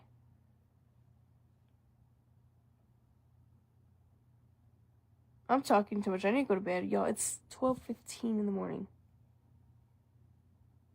What the fudge? I need to wash my face, but I'm too lazy.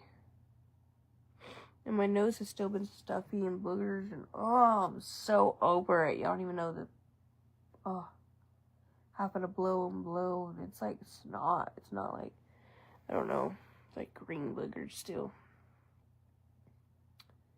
And the girls woke up stuffed up. It's like, fudge. We got home last night and we watched Scary Movie. Me, Shia, and Anaya, that's our thing, is watching scary movies together. And I was so tired.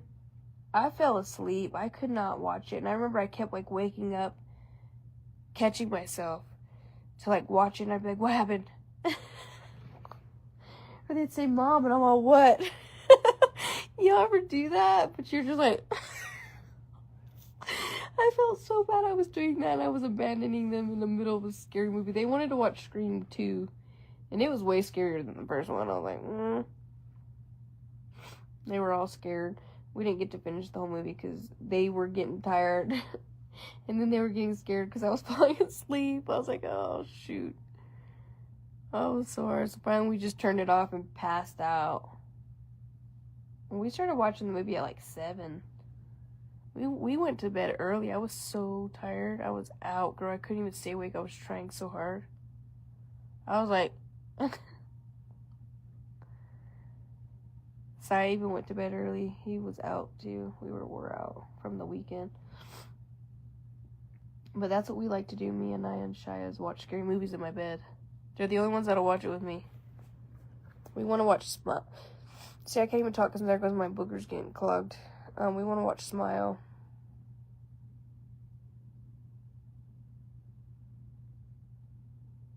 It's about a true story. 4 kids who were lost in the Amazon forest for 40 days. Crazy. It was so intense. Was it good? If it was good, shoot, send it my way. It's hard for me to get interested in things, though. You know, is it real good? Or is it one of those shows that doesn't get good till, like, the 4th season? Honestly, I need to take the drops now, and my brain would be cleared, but then I don't want to get up and do stuff. It'd make me want to motivated.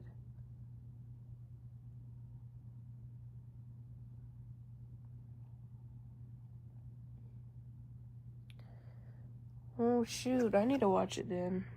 I might start watching it right now. No, I need to go to bed, y'all. I'm going to regret it. It's going to be 1 in the morning, because I know I'm going to get on TikTok after this. Look, I'm peeling.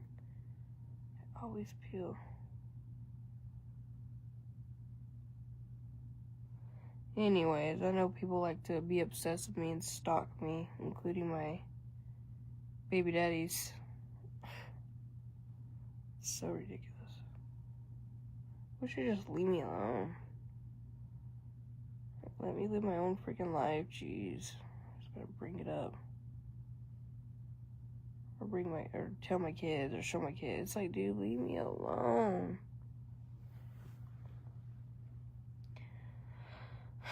I already know it. I'm gonna just deal with Peyton because I want to plan to, like, work towards taking these tatas off, removing them a year from now or 2 years from now. I don't know. We'll see. We'll decide. I already know it. Probably maybe next summer. I already know it.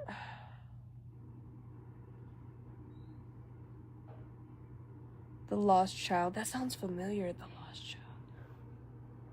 Where's the Taco Bell? Downstairs on the table. You're still hungry? Yeah. Why are your cheeks so red? Huh? You're like real red right here. Oh, I was itchy, so I've been trying not to scratch, but It's itchy? Or like pimples? itchy. So I washed Yeah. my face, and now it's... Yeah, it looks like you scratched. They look like yayas. Ouch. You got like yaya right here.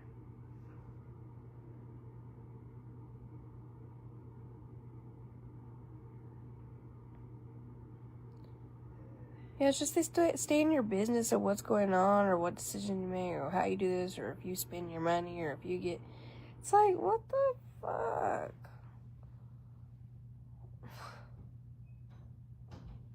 Taco Bell, man. It's ridiculous. God, like I'm not grown. what the fuck I want to do.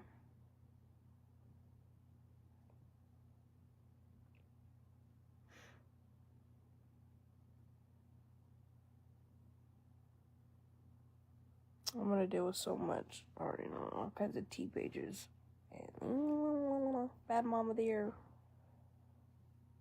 Not investing in her dental. What the fuck? Oh my god, she got 2 new tattoos. Oh my god. Girl, chill out. I have friends that do them for me. Like, chill out, dude. People act like you went and blew $1,000, which even if I did blow $1,000, it's my choice. Not yours. It'd just be all up in the controlling your life. I'm telling you, social media's gotten rough. You gotta have thick skin, you know? You really do. They're gonna keep talking and keep talking. Even if you take them to court, they gonna keep talking and keep talking. It's like these people are freaking sick. They have loose screws. Like, they are sick. I mean, just like talking about science therapists and stuff, being like, people like that are sick. It's in many, many ways people can be, like, mentally sick.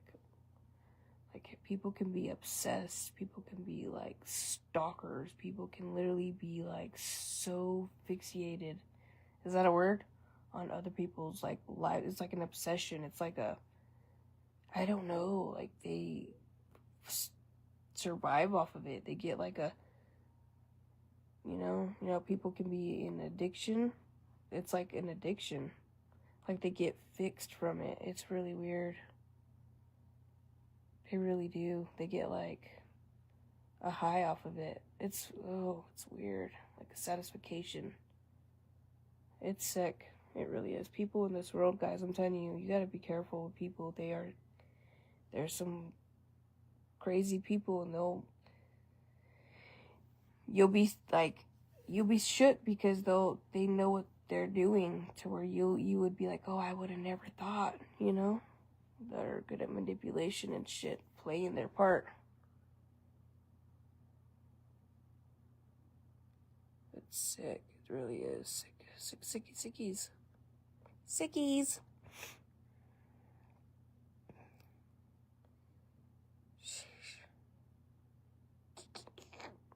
It's crazy. You know, my ears are itchy.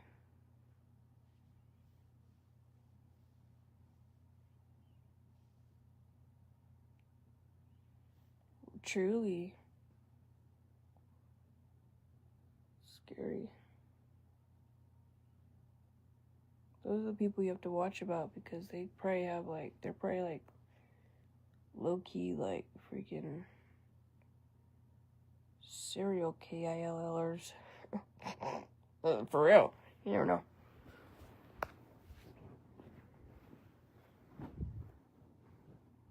Shit, you never know. You know what I mean? Dang, y'all. My brain's racing. I don't know if I can go to bed. But I'm tired. Like, my body's tired. But my mind is fucking going nuts. And it's fucking 12:30. Yeah, I love you too, Tara. You're my bestie. My bestie for the resty. I have a package I'm sending you, but I just ain't got around to it. I keep forgetting. I have it in the garage. And I hardly ever go in the garage, so I keep forgetting. I have to put stuff right in front of my face. It is scary. Can't trust nobody. And they'll play the part, I'm telling you, they'll play their part. You'll believe them, you'll be like, oh, and then you'll be like, wow, I would have never thought she really played me. Yeah, I'll be out there backstabbing. Oh no. It's just crazy. Anyways, put raining sounds on. I might watch some ASMR. You know what? That'll probably make me fall asleep. Yeah, I haven't watched it in a long time. So, I love you guys. My nose is stuffy. I think I'm gonna have to get up and blow it one more time. I could just feel it. Good night.